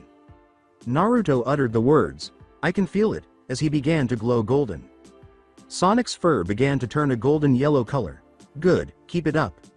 "Yada, this is awesome," Naruto exclaimed with joy as he changed into Super Naruto, a chaos energy that gave him the ability to fly, use chaos attacks, and look good in gold. The two continued until a flash of light appeared, giving Naruto and Sonic their super forms and making them float. Imagining Sasuke's expression if Naruto ever changed in front of him, Naruto remarked, "Sasuke would be demanding left and right to get this power." Sonic laughed. Naruto created shadow clones to practice the super form, saying, "Hold on buddy, you still need to master this form and I still have 3 other forms as well. Let's get practicing now." End of flashback. Sonic chuckled as he recalled how much fun training Naruto was. Tails paused his efforts to upgrade and fix the dimensional gate. "Guys, at this rate the gate should be done in 2 weeks. I was able to fix some of the problems, but without the proper parts, the gate will barely work right," Tails replied as he removed the mask. As impatient as ever, Sonic exclaimed, "It'll take that long, huh?" Tails gave a nod. "The parts one need will arrive within that time. Then there has to be some testing done. The only thing that doesn't need fixing and upgrading is the artificial chaos energy generator. It's surprisingly intact and proper for the gate. I should test the thing out to see if it still works," Tails clarified. Shadow gave his chin a rub. "Well, I could give the bugger a test drive, since I used artificial chaos energy before," Shadow replied. Since the generator might be a one-time event or the key to Naruto's ability to travel to other worlds, Tails wasn't sure if this would work. "Shadow, it might have adverse effects on you and we have no idea how it works," Tails said in a worried tone. Shadow gave a shoulder shrug. Shadow picked up the generator and remarked, "Meh, at least I can do something more constructive since Eggman's dead." The stubbornness of Shadow made Tails smile. Shadow heard a humming noise coming from the generator and turned it on. Shadow grabbed the generator. Shadow uttered, "Chaos control," before teleporting to an unknown location. With the Shaolin monks and Naruto, Omi held a stopwatch and said, "Stand on your marks, set yourselves, commence with chores." Gong Yi Tenpai. In order to spend time together, Omi, Raymundo, Clay, and Kimiko hurried off to finish their temple chores as soon as possible to help with the scrubbing. Omi employed the third arm sash. Kimiko cleaned beneath the room's sofa using the lotus twister using the jetbutsu. Clay dusted the lantern lights to conceal the dishes he was supposed to do. Raymundo used the shroud of shadows. Raymundo said, "All done." When Raymundo finished abruptly, Omi was perplexed and asked, "Excuse me. Just because I'm not a Shaolin apprentice doesn't mean I have to wash your dirty dishes," replied Raymundo. The fact that he wasn't a Shaolin apprentice still annoyed him a little. As Kimiko dusted beneath the couch until she discovered an old piece of pizza, she said, "Come on Raymundo, the sooner we finish our chores the more time we have to hang." Clay grabbed the old pizza and hovered down to Kimiko. Clay swallowed the piece and went off to finish his chores, saying, "I was looking for that." Kimiko found this repulsive. Omi noticed a smudge as she kept cleaning the tile floors. Omi scrubbed more vigorously, and his sash flung away an approaching fly as he said, "Smudge, feel the wrath of the third arm sash." Later on, as Naruto explained the foundations of ninjutsu, Kimiko, Raymundo, Clay, and Omi sat down. Wuya needed to catch up with Kyuubi. Naruto's explanation was slightly interrupted when Master Feng approached. The old monk wisely remarked in a proverb, "Still waters may blanken the greatest of hazards." "Oh great, there he goes again. Someone get me a dictionary so I can translate this stuff." Raymundo laughed. A stack of filthy dishes was visible in Master Feng's hand as he removed the veil of darkness. Raymundo flushed with shame and said, "Oh, that's where those dishes were when." "Stop everything. Did you tell them about the new Shen Gong Wu?" replied the dojo. Master Feng began to describe the new Wu, saying, "I was about to get to that dojo. The Shard of Lighting is an interesting Shen Gong Wu. It allows one to travel at the speed of light, but for a short flashes of time." Now that Wuya was on their side, dojo was eager to find the new Wu. "Let's go get that shard, woohoo haha." Jack's hideout. Jack Spicer noticed that his Shen Gong Wu tracking device became active while he was working on something. Jack laughed evilly and punched the air, saying, "Oh yeah, my trusty Detectobot will lead me to another Shen Gong Wu. Evil boy genius Jack is back." At a harbor. The group was in the harbor during a stormy period while the monks were flying over the mountain. Lightning was circling and striking. Dojo was sniffing the air for the Wu, but he was unable to concentrate because he was afraid of the lightning storm. Dojo was the tallest thing there, so he landed quickly. Omi pointed to the top of the stone mountain and said, "I am willing to bet my bottom, that is where our shard is." The young monk was greatly confused when Kimiko corrected him, saying, "You mean bet your bottom dollar." The four monks were about to move when they noticed a woman in a black suit who looked like a familiar cat. Kimiko defended, "Catnap, what are you doing here?" The presence of this feline villain was strange. Purring, Catnap laughed. Catnap smiled and scolded Kimiko, saying, "I'm just knocking off some competition for a certain foxy blonde." Kimiko came to terms with Naruto's ability to marry more than one girl, but Catnap was being self-centered and unaware of this. The Shard of Lighting was exposed when a stray lightning bolt struck the mountain's summit. Kimiko thought, that blonde, cat lover won't have Naruto-kun to herself. Catnap attacked the group, primarily Kimiko, with her highly genetically modified kittens. Unknown place. As they carried out their plan, two men dressed in dark and black were laughing evilly. A man asked the recently christened Kuiinshi, "Kuiinshi, do you think the Uchiha will accept the offer?" Instead, knowing the Uchiha's desire for power, Kuiinshi laughed. "Genesis, you have so little faith in me. I know that the power-hungry brat will accept. His Sharingan eyes will be excellent for study, if we can possibly sell it back to the Konoha villagers for quite a hefty price." Kuiinshi laughed at Genesis, who was in love with the Genesis said, nodding. Kuiinshi smiled and said, "Yes, if we can create a formula that give the user the Sharingan temporarily, they will pay for more. He is going to love learning about the Sharingan's abilities and altering them to create a variety of versions." Genesis nodded at Kuiinshi and said, "But what has my interests as the Uzumaki? He's become a traveler of worlds like us and is growing stronger." Kuiinshi, "I want you to test this boy's power. He might become an interesting test subject." With Naruto. Naruto shivered after sneezing a few times as Naruto continued his training with Wuya and Kyuubi, who were developing some new jutsu to improve their arsenal with. He thought, "I have the strangest feeling that I'm being fought over and someone wants to kick my ass." Back with Catnap, and the monks of Shaolin. Jack arrived with his typical gang of jackbots as Catnap attacked Kimiko and the men caring for the kittens before Catnap, also known as Ashley, thrashed his jackbots. Jack teasingly said, well, if it isn't Ashley." Jack was attacked by the other monks after they were able to shake off the kittens with this element. Omi attempted a tornado strike, but Jack somehow withstood it. When Clay tried to lasso Jack, it backfired, and Jack restrained Clay to assist in untying Clay. Kimiko rushed up. Jack got the shard before Raymundo, who had begun to scale the stone mountain to get it. Jack taunted once more before vanishing in an instant, saying, "You snooze, you lose." Raymundo questioned, how did he get up there so fast? Jack's hideout. Jack said to a duplicate of himself, "The Shard of Lighting, I couldn't have done it without you." No, he's not speaking to a mirror, if that's what you're thinking. "I may have been the one who stole the Shen Gong Wu, but it was your evil plan. You're the evil genius." Robo Jack gave a bow. The two argued back and forth, "No, you're the evil genius," until Jack's light weight caused him to be pushed back and their bellies slammed into each other. Returning to the temple, "So you're saying Jack whipped you all and snagged the Wu?" replied Naruto. Raymundo, Omi, Kimiko, and Clay all nodded. There was no way Jack could have become that good in such a short period of time, so Naruto knew something was wrong. "Well, it looks like we will have to up your training," Kyuubi responded. Everyone's spines tingled. Training with Kyuubi was suicide sadly for the non-apprentice and the 3 Shaolin apprentices. Naruto had consented. Training has become too slack. Now you will be wearing heavier weights, do more laps around the temple, and more drills and exercises will be done. Do I make myself clear? Naruto said with a serious voice. Despite their groans, everyone nodded. In the compound of Uchiha, when the voice came back, Sasuke was prepared to accept the offer of power. The village will soon be under my control, the emo reflected as he prepared his travel gear. Kuiinshi returned, hiding in the shadows of the deserted compound, and said, "So you decided to accept the offer. I'm so glad you did. Then again, you wouldn't turn down any offers of power." Sasuke gave a nod. Sasuke grinned and commanded the voice in his superior voice, saying, "Yes, I deserve more power than that Dobi is getting right now. Teach me what he ever learned." Kuiinshi frowned. "Okay, first up, bitch. You don't make any demands to me or I will kill your ass. Uchiha or not, I will do it. Second, you will get a better power than the Uzumaki." Kuiinshi replied he felt compelled to kill the brat after barely 5 minutes. Sasuke frowned. He had the right to make demands as Uchiha, but he desired power so that he would have to abide by the conditions. In front of the Uchiha, the Anbu that was inside the compound appeared with his sword out. The Anbu group leader demanded, "Where are you? You're not taking the Uchiha to Orochimaru?" Kuiinshi chuckled. Kuiinshi returned the Anbu to the wall, knocked unconscious with an energy wave that said, "Orochimaru, that pathetic pussy. I am of someone of real power." Unaffected, Sasuke considered what might be possible if he possessed that ability.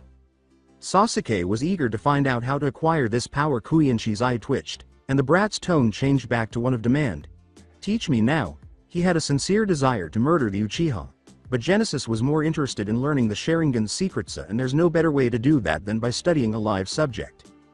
Kuiinshi grabbed the Uchiha and teleported the two of them out of the compound, saying, "You'll learn in time, bitch." The name's Kuiinshi, by the way. Returning to the temple, Naruto was supervising Kimiko, Clay, Raymundo, and Omi as they sparred with one another. The serpent's tail and the mantis flip coin were used by Kimiko and Clay during their sparring session. Kimiko charged toward Clay, who used the flip coin to flip her over. Kimiko then used the serpent's tail to get past an obstruction. As he leapt into the air, Clay was ready to use the flip coin once more, but it somehow disappeared. Kimiko felt something trip her, and her Wu also vanished as she rushed to help Clay up. Clay was searching the ground for the Wu that had gone missing. Still searching for the coin, Clay remarked, "It must be here somewhere. I just had the damn thing." When Kimiko said, "Shen Gong Wu don't just vanish into thin air." Naruto searched the area for anything suspicious and said, "Not unless another Wu helps this." He believed that Spicer was involved. Master Feng approached and remarked, "It is probably the work of the Shard of Lighting." Kimiko questioned, "So Jack did this? How?" Jack held up the Shard of Lighting while spying on the Chosen Ones with his robo double. The two activated the Wu and said, "Shard of Lighting." As they passed everyone, the two Jacks noticed that everything had become motionless. "I got the big guy, you get the little monk, Jack," Jack replied. Jack left a bucket of water over Raymundo's head before leaving the eye of Dashi in his hand and leaving. That should teach them not to mess with Jack Spicer. Robo Jack was thinking about it after stealing the golden tiger claws. Robo Jack's fingers snapped, and he grabbed a squirrel and shoved it into Omi's hand. "Now what to do with the cheese ball?" he asked. "Nah, not evil enough." The real Jack pantsed the little monk after nailing his feet to the wood bridge with nails and a hammer. The buck landed on top of Raymundo's head after he hastily left to observe the prank. Omi saw the squirrel in his hand after noticing that his shoes were nailed to the wood bridge and his pants were on the ground as their prank succeeded. Jack and Robo-Jack grinned. "Wait, there are two Jacks?" inquired Raymundo, perplexed by the unexpected appearance of the second Jack. Omi gripped his head and said, "Oh, my head is filled with such confusion. Jack is the world's best robotics expert, so Naruto should have anticipated this." Naruto slapped his forehead and said, "Damn, a robot double, I should have seen that coming. We're going to take all your Shen Gong Wu, Jack," Robot Jack once said, "and there's nothing you can do about it." After turning on the Shard of Lighting once more, the two Jacks vanished from view. "Unbelievable. Looks like Jack's created another robot this time. It gets his jokes," Kimiko responded. Before Omi asked, Master Feng began to explain how the two Jacks could use the Wu in a flash of lightning. Both Jacks reappeared. As long as they both hold on to the Shard of Lighting, they can use its power. As they held Wu in their arms, both Jacks simultaneously exclaimed, "Ha, we got your Shen Gong Wu." Omi said sadly, "This is the worst thing ever." Omi spoke too quickly because the Jacks had already reactivated the shard and had cut the area beneath the bridge where Naruto and the Chosen Ones were. Omi moaned painfully, I have spoken too soon. Later Omi strode up from the vault and declared, Jack and his evil robot twin have taken most of the Shen Gong Wu. Naruto gave a headshake. Kimiko agreed with Naruto when he stated, we need a better lock on the dang vault, we always lose Wu because everyone knows the dang code. While massaging his temples, Dojo remarked, wait, another Shen Gong Wu is activating. At the villa of Catnap and Catnap sighed happily, it's good to be the top cat, meow. She cherished her villa's cat-friendly policies. Then Catnap heard her cat pooter beeping, I know I'm making a lot of cat puns, but I can't help myself. Catnap purred, so a new Wu is active, maybe the foxy hottie will be there. In Konoha sitting in her room, Hinata was examining a photograph of Naruto, please return soon, Naruto-kun. Hinata thought anxiously despite her deep affection for Naruto. She feared her father would not approve. Hanabi had to acknowledge that she began to like the blonde boy as well, since she was aware of Hinata's covert crush on the shinobi. Ino couldn't stop thinking about the blonde even though Inoichi didn't care about Naruto. He was pleased that his daughter was considering a different boy rather than the Uchiha brat. Sakura and Tsunade had been training together in the medical field, of course with Shizun's assistance when Tsunade wasn't available. Sasuke Uchiha somehow vanished while Tsunade was coping with the recent council commotion. The civilian council men said, we have to go to war against Sound and get Uchiha-sama back. No, we can't risk the lives of our shinobi right now as there is a shortage of them. That and the report said that whoever took the Uchiha didn't work for Orochimaru. In fact, the person even called him weak. Tsunade disagreed. The shinobi council shuddered. Orochimaru was already awful, but it is frightening to call a Sannin weak in comparison to them. Yasha laughed. Yasha's world appeared to be as pink as her hair. Like that person is stronger than Orochimaru. Everyone knows that there is no one stronger than the Sannin. Tsunade frowned. Shut up Yasha, we have bigger problems and threats. Wave and Snow has cut trading with us and Sand and Waterfall is threatening to cut their alliance with us. Next we have a threat that can easily take down the top Anbu we have in a single attack. Do you think Orochimaru could do that, or have someone work for him like that without taking over the body? Tsunade wasn't pleased that Naruto's in vain. Yasha complained, I still think we should destroy Sound to get Uchiha-sama back. In a woodland in order to locate the new Wu, Jack and Rogo Jack were using the Shen Gong Wu tracking device that Jack had constructed some time prior. Jack declared, we're so going to rule this planet. Dojo, along with Omi, Kimiko, Clay, Raymundo, and Naruto, flew over the heads of both Jacks since he was now the only person who could match Jack's speed. Naruto entered the scene before departing. Dojo briefly landed to drop the group off. They were going to like this. Jack and Robo Jack grinned. Kimiko started to say, you may have defeated us once. Omi, of all people, interrupted her. Omi replied, twice. Just to be accurate, Omi always aspired to be flawless, and Naruto shook his head with his Niji Sojoku Ken in hand. Naruto prepared to tear Robo Jack to pieces. Both Jacks gave the order to attack with their Jack bots. The Jack bots were reduced to tiny fragments by the selected ones using their Shaolin techniques. Jack Spicer's robots are no match against skilled warriors, like me, said Omi. Naruto gave Omi's head a light slap. Naruto told the young monk, who was trying to give him the puppy dog look, show some humility Omi. Not everything you do is perfect, and the puppy dog looks isn't helping you. The other men laughed, and Kimiko giggled. It was time for someone to start advising Omi to be more humble. Don't you think that Jack was distracting you all while he goes after the Shen Gong Wu?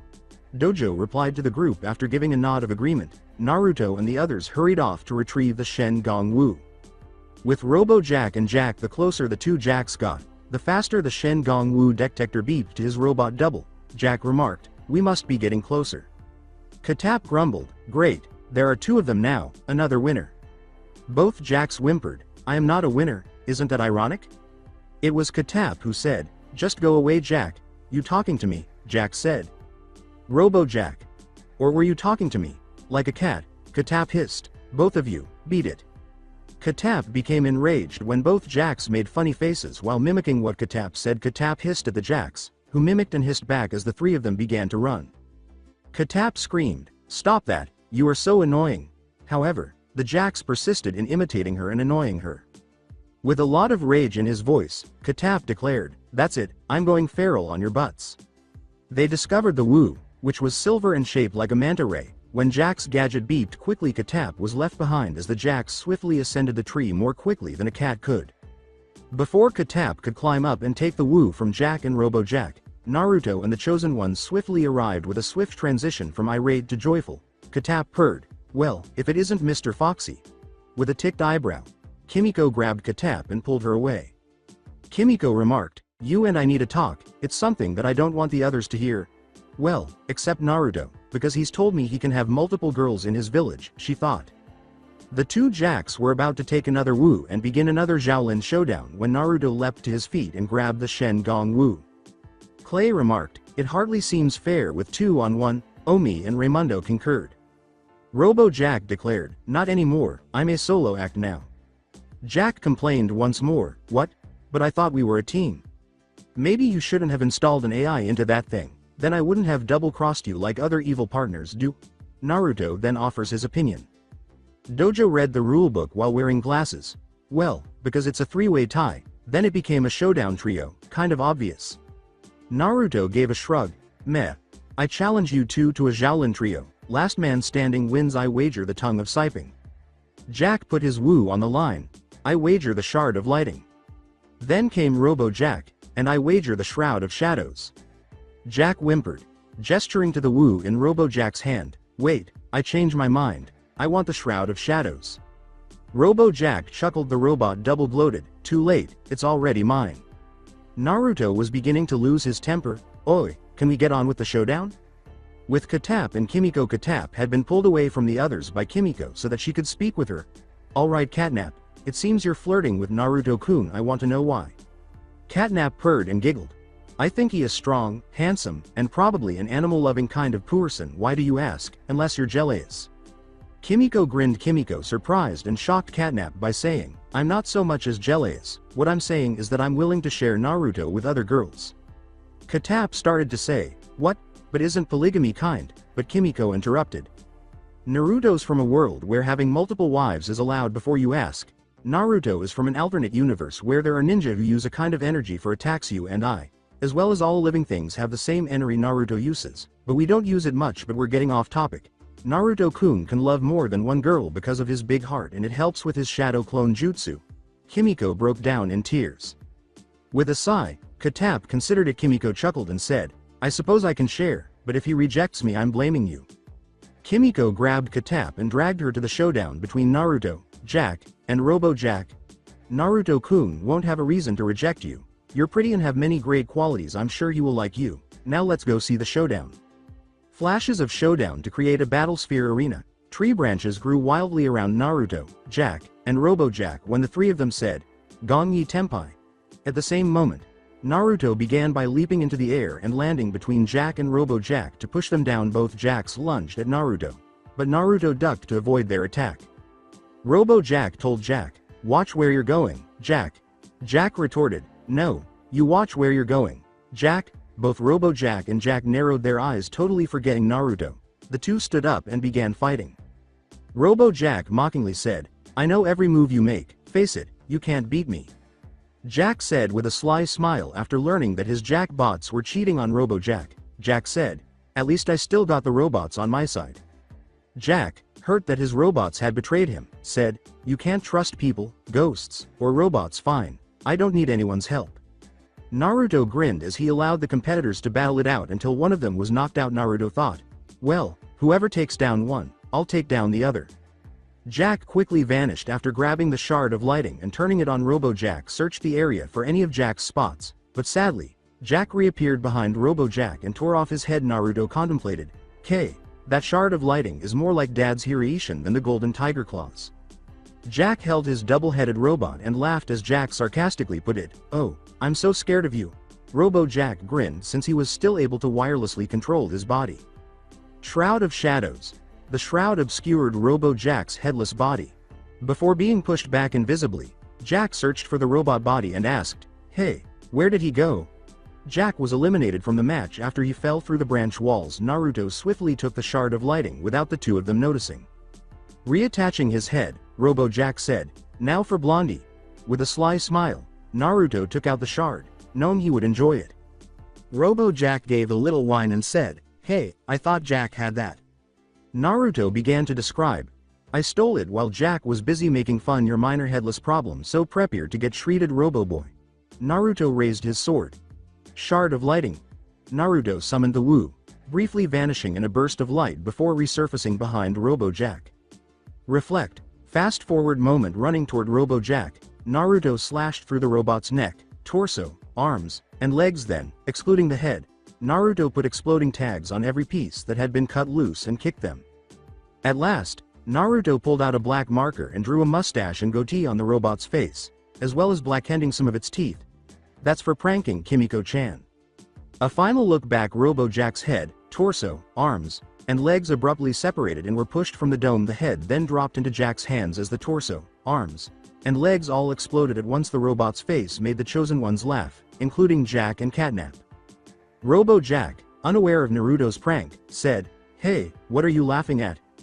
At the temple later with the shard of lighting in hand, Omi declared, "Time to commence with chores." Clay, Kimiko, and Raymundo also grabbed the Wu, and they all turned it on. They all fixed up the room they were in and completed the chores at the speed of light. As the selected monks were resuming their regular pace, Master Feng came in and produced a stopwatch. Master Feng took out a lengthy list and remarked, 3 seconds, excellent time. Now that leaves you the rest of the day to do the other tasks on my list. Omi was glared at by the other 3 selected individuals. Raymundo asked a trembling Omi, whose brilliant idea to use the shard to save time on our chores. Blaze, Kyuubi, Wuya, and Naruto were all laughing while they observed the monks moaning over their new assignment. I feel sorry for them. If they knew the shadow clone jutsu, then they would have more time to themselves, said Naruto. Despite feeling as though she would remember it later, Wuya had a thought. Naruto and Blaze exchanged glances before turning to face Wuya as though something had struck her. Why not help them? I mean, we have to earn our keep too. Kyuubi grinned and said that Wuya, her best friend, genuinely wanted to befriend and make amends with the others. Naruto and the other girls rushed up to assist the monks with their chores, saying, "Meh, I've got nothing to do, so why not?" At the villa of Catnap, and Katapi's real name, Ashley, was lying in bed contemplating Naruto Uzumaki. She petted a kitten and thought, I know Naruto is a super powerful warrior, but if what Kimiko said is true, then maybe I have a shot at him. Jack's hideout. Jack Spicer had an evil laugh. The Shen Gong Wu that Jack had taken from the temple was in his Shen Gong Wu closet. So the Robo-me betrayed me. Doesn't matter, I still have more Wu than those Shaolin losers. The head of Robo-Jack was being disassembled in order to incorporate it into a new invention. Additionally, Jack mandated that his Jack bots write him a thorough apology before they could be allowed to return. In Hawaii, Metal Sonic addressed the other 2 metals, saying, "That damned cat has gotten us off our target, but this is the same world the Brad is in." Metal Shadow was cleaning one of his weapons, and Metal Knuckles was honing the tips of his spiked knuckles. Metal Knuckles remarked lazily, "Does it really matter right now? We made it to the world the kid is in. We can kill him later. Right now we can relax." It turns out that Metal Sonic will not tolerate Eggman's error of having Metal Knuckles' personality match that of the real Knuckles. Metal Knuckles was thrown to a palm tree by Metal Sonic, who took hold of his arm.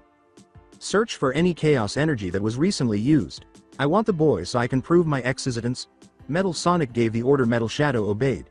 He was designed to be as powerful as Shadow, but he was aware of Metal Sonic's superior strength and intelligence.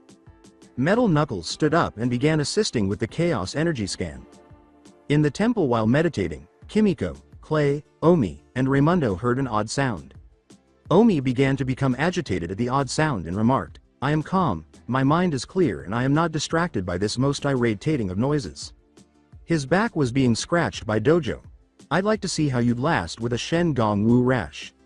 Like the others, Kimiko was curious for answers, so she asked, "What are you talking about, Dojo?"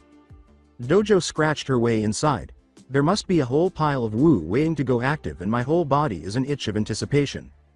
Kimiko's expression was somewhat dismayed. Dojo kept scratching at the rash that covered most of his body, especially his back, saying, "K, too much info." "Sorry, looks like one of the Shen Gong Wu popped," Dojo replied. Wuya asked as she walked into the meditation room, "Are you sure it's not one of those pustules that popped?" Dojo gave Wuya a fierce look before beginning to scratch once more. "Anyhow, the little dragon's right. The crystal glasses went active. The Wu allows the user to see into the future." Wuya clarified. Wuya was correct, as everyone could see by looking into the scroll. "Hey, I helped Jack know which Shen Gong Wu before I regained my body," Wuya said.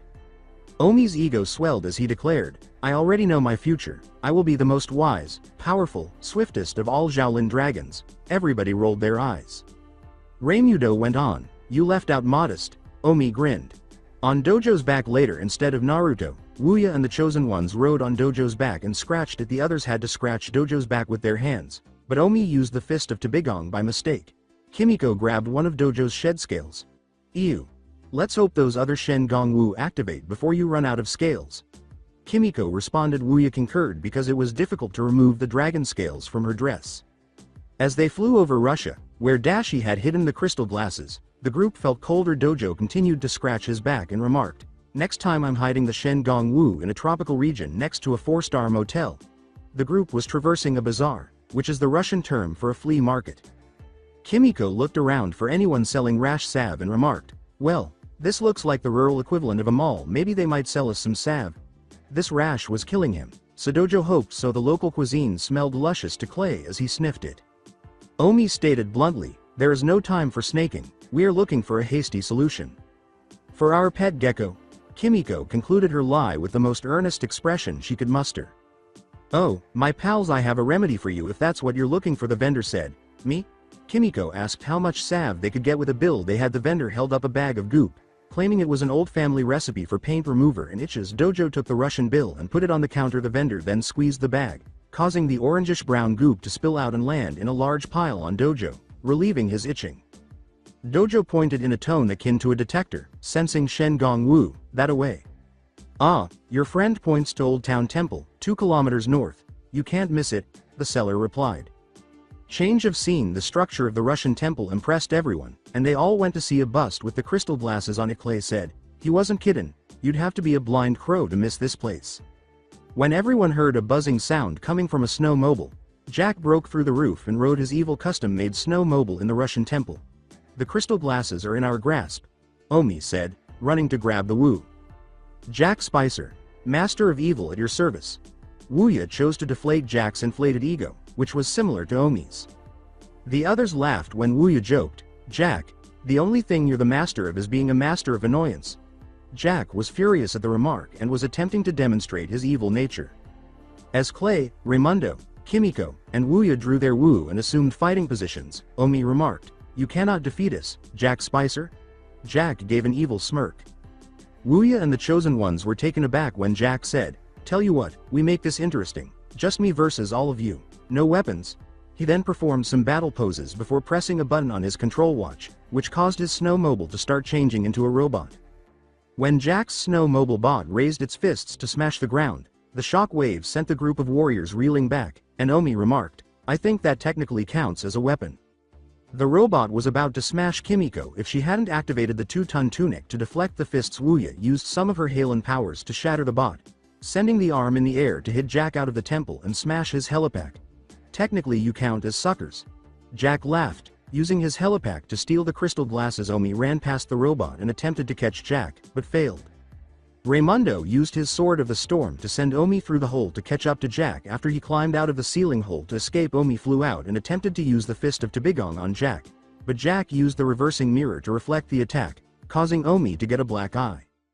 Jack laughed as he slid down the side of the roof, but he went a little too far and landed on a conveniently placed cart, smashing it. The same vendor from before was pushing it, and he was furious with Jack. I have been Tabigonged, Omi said tremblingly. The vendor nearly yelled at a dazed Jack, my cart has been in family for generations, then you come in and boom. Jack regained his composure and attempted to retrieve the glasses from the Russian, but the man was too big and strong for him. The vendor picked up Jack with the intention of hurting him, and when the others realized that Jack was going to get into trouble, he bit the vendor's hand and ran away. First you break family cart, then you go attack me. Jack hurriedly said, love to stay, gotta go, and leapt onto a board to escape. I thank you for retrieving our Shen Gong Wu from the villainous Jack Spicer. Omi raised her head. The Russian vendor handed Omi the glasses and said, it's nothing. Kimiko remarked, are you kidding? You were great. Wuya agreed, thinking that Naruto would have performed better. Wuya added, I admit that display was impressive. The guys also offered the vendor a place in the temple, which the vendor accepted. However, what will happen when Naruto finds out? At the temple later, Master Feng greeted the newly named Vlad, saying, welcome young Vlad. Hey, it's better than calling him the vendor. Vlad bowed respectfully and said, "Thank you, Master Feng. Although Vlad is a very welcome addition to our team, he is the last one, correct? How many dragons can be in training, after all?" When Naruto arrived to listen to the new guy Kimiko and Wuya were discussing, he noticed something strange about Vlad. Omi asked. As if all the chores were easy, Vlad gladly accepted the tasks assigned to him by the others, dusting while the floor was being neatly scrubbed with the floor scrubbers acting as skates, throwing out the trash, and changing all the light bulbs in a flash. After the 4 selected dragons departed, Vlad took out a communicator and called someone. Raymundo remarked, "Maybe we should keep him on permanently." He liked that Vlad could handle the chores with ease. The screen image on the communicator showed Jack, still hung up from earlier, and Vlad said to the person on the other end, "Have successfully infiltrated Shaolin Temple and ready to take evil plan to next phase." "Great, Vlad," and Jack said, "Try not to be so convincing the next time you fake a fight. I don't like getting hurt too much." After turning off the communicator and putting it back into his robe, Vlad concluded, "Whatever you say, Mr. Jack Spicer. You are boss." Unbeknownst to Vlad, Naruto, Wuya, Kyuubi, and Blaze listened in a small conversation. Wuya grinned, noting that Jack was becoming quite shrewd without her, and Blaze wanted to fry the double agent, but Naruto stopped her. "Not just yet, Blaze. Let Jack finish his scheme. We can counter Jack if he thinks he can steal the pile of Wu that will emerge. Let's let the others know so they can cooperate. Hopefully, they will believe us." Naruto devised a strategy to thwart Jack's plans. Kami's domain, there's her address. Looks like she's on Sky Street in house number 671. I better find her file on her last thoughts and feelings. Kami thought smirkingly as she searched through a book that describes where souls reside in heaven and found Haku, who taught Naruto to protect those who were precious to him. Kami knew Haku was actually a girl, and no man was that pretty, and she hid her gender very well. It seems that Kami is finding any traces of girls that may have loved or crushed on Naruto, like that Hinata girl. Good thing Naruto knows that shadow clone jutsu or he'd be overwhelmed. Rouge smirked slyly, loving this a lot and eager to have children with Naruto, thinking a little early for babies. Rouge had no idea what Kami was doing. Kami went off to speak with Haku about something, probably Naruto. Konoha. When Kakashi returned from his search for Naruto, he even used Pakun to locate the blonde. Shino suggested using the Baikochu beetle to locate Naruto, but they were uncommon, and Jiraiya claimed that using them would be pointless. Kakashi, the other Jonin, and Konoha 11 all failed to locate Naruto. Tsunade even requested assistance from some of the countries Naruto had rescued from despots. Initially, they were hesitant due to the way their hero was treated, but they agreed to search for him. Audio. You mean that the Uchiha was taken? Kabuto recoiled at Orochimaru's demand, knowing that the poor informant would ultimately be killed. He took the Uchiha with him, but I'm not sure who it was. Orochimaru snarled and gritted his teeth as Kabuto said, "This man also managed to knock out a group of Anbu with a single jutsu, something you couldn't even do." Orochimaru told his informant, "I want the one who took the Uchiha and used for study. I will have that power." Kabuto then departed. With Kuiinshi. "Why'd I feel like a gay snake wants me, Achu?" Sasuke glanced at Kuiinshi as she shivered and asked. Sasuke didn't complete his demand because Kuiinshi had knocked the emo unconscious from the back of the head. "Whatever, train me no." Kuiinshi picked up the unconscious Uchiha and proceeded to his and Genesis' hiding place, saying, "Shut the fuck up, bitch." Returning to the temple. "How come you were given the opportunity to try the crystal glasses first?" did Clay ask. Omi took the glasses from Clay and replied, "Because I suffered a Tabigong to retrieve these." With a swipe of the glasses from Omi, Raymundo shot back, "Only because you let Jack go reversing mirror on you, sorry but." Wanting the glasses, Vlad asked, "Am I the one who received them from the bad guy?" Raymundo retorted, forcing Vlad to make a puppy dog pout, "Sorry Vlad, new guys are last." Kimiko grinned and said, "Sorry Rai, dragon apprentices first." Master Feng then accepted the glasses. Master Feng said to the now groaning monks, "Perhaps we should settle this with a challenge." Master Feng never made a challenge easy, and he added glasses to make it even more difficult. Naruto, Wuya, and Blaze were seated in lawn chairs, munching on popcorn as they prepared to watch the challenge. It was supposed to be easy to tag Master Feng's tunic in order to obtain the glasses, but Master Feng used the glasses to see into the future and avoid being tagged, and Raymundo gave up before he even started, and Master Feng knew that Raymundo would give up. "So, do you believe they gained knowledge?" Blaze and Wuya nodded as Naruto asked. Wuya and Blaze simultaneously said, "Yep, not to challenge Feng while he's wearing the crystal glasses." Naruto rubbed his head and grinned, but Kyuubi surprised the blonde shinobi by glomping him from behind the three girls, then pulled the blonde into his room for a game of strip poker. The power of the crystal glasses should not be taken lightly, only a wisest of dragons should attempt to use them. Master Feng put the crystal glasses in a case and pushed the shelf that contained the case. Raymundo grinned as he thought of something. Later, wearing a rather large pair of sunglasses, Raymundo was strolling through the temple. "Why are you wearing sunglasses on a day that isn't sunny?" Raymundo was asked by Omi. Raymundo remarked, "They make me look cool. What makes you want to appear icy?" Omi persisted in her innocent questioning. "I don't mind. Are you game for a challenge?" Omi accepted Raymundo's challenge to spar, saying, "I want you to hit me as hard as you can." The two began sparring, and Omi tried his moves on Raymundo, but Raymundo avoided all of his blows. Omi gave Raymundo a funny look and said, "That is a most unusual challenge, but if you insist." "Omi, what became of the ancient tiger instinct? You're so predictable." Raymundo mocked. Omi grabbed a bow staff and attempted to strike Raymundo, but Raymundo avoided all of his blows, including the sweep the foots tactic. Raymundo then swung away from Omi and said that Vlad would greet him. Omi tried to grab Raymundo, but he moved before Omi could reach him, and he removed the big sunglasses to show that he was wearing the crystal glasses. "Wait, this is not right. Looking for these?" Raymundo gestured to the glasses, and Omi began to chastise him for disobeying Master Feng's command. Naturally, the glasses caused Raymundo to imitate Omi, and Vlad found his act amusing. Omi swiftly snatched the crystal glasses and hurried to the vault to replace them. However, Omi trailed off, saying to the glasses, "This is where you belong." Vlad abruptly remarked from behind, "Our friends are not wise dragons like you, Omi." Omi turned to Vlad and said, "Vlad, I was just locking up the vault, and did you say that was wise?" Omi asks Vlad. "Silly distractions don't obscure your vision, that's why you'll make a fantastic dragon warrior," Vlad added. As his ego began to grow once more, Omi remarked, "Well, I think you are right, Vlad." Omi smiled and held up the crystal glasses, which he put on to see his future. Vlad concluded, "It is such shame that we cannot look into future and see your big and heroic glory." Master Feng stated that this could only be used by a wise dragon. Then a horse came up with a man in a dark robe who appeared to be an adult. Omi. Crystal glasses. Omi began seeing into the future, but what he saw shocked him to his very core. The temple was in ruins and burning. Clay, Raymundo, and Kimiko were in stocks. A tombstone bore Naruto's name, and he saw Wuya and Kyuubi on crosses, painfully nailed to them. "It is me. I am the great evil," Omi had confided in his friends about his depression. Kimiko agreed with Raymundo when he said, "You don't strike me as one to go to dark side." Clay asked Omi if he was looking at the glasses correctly, and Omi nodded. Kimiko even asked him why he was looking at the glasses, and Omi replied that it was his inner evil that drove him to do so. Vlad was secretly watching and laughing as Omi said, "It is decided. In order to save the future, I must give up my position as a Shaolin dragon in training." Omi fled in tears and then ran into Vlad. Vlad said boldly, "They're only on path for you now." Omi was a little dismayed, but she quickly recovered. "You mean the evil path?" Omi inquired. "No, a man of honor in my nation walks a long distance by himself and never comes back." Omi drooped his head as Vlad concluded, "His honorable thing." Omi went to his room, packed his belongings, and then braved a snowstorm.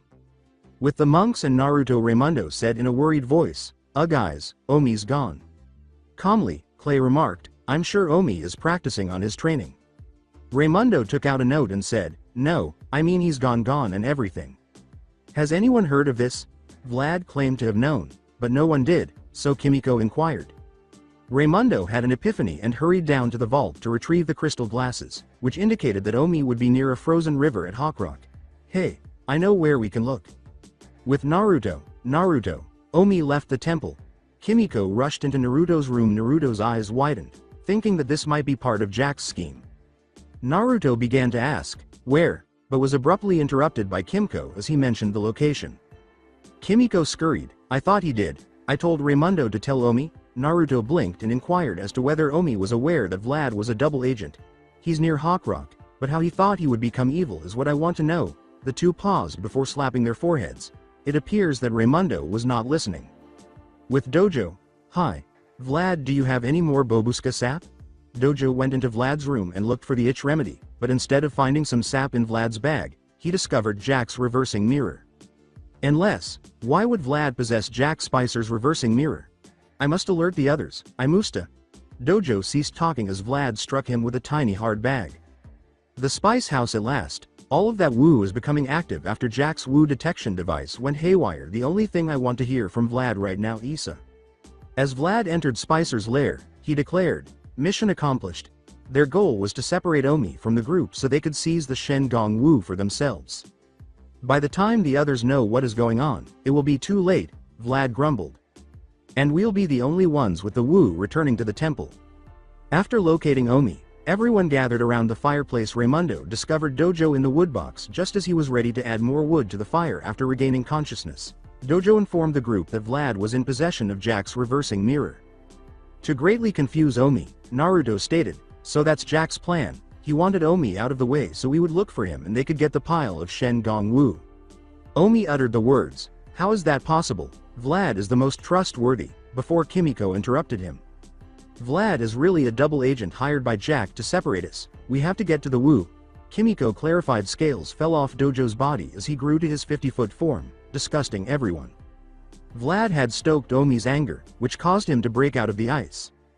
In sound to infiltrate and retrieve Sasuke Uchiha, the council dispatched a small root ambush squad. They arrived at Orochimaru's lair after sneaking through the entire underground sound village without anyone noticing. They had paused to listen to Sasuke's movements.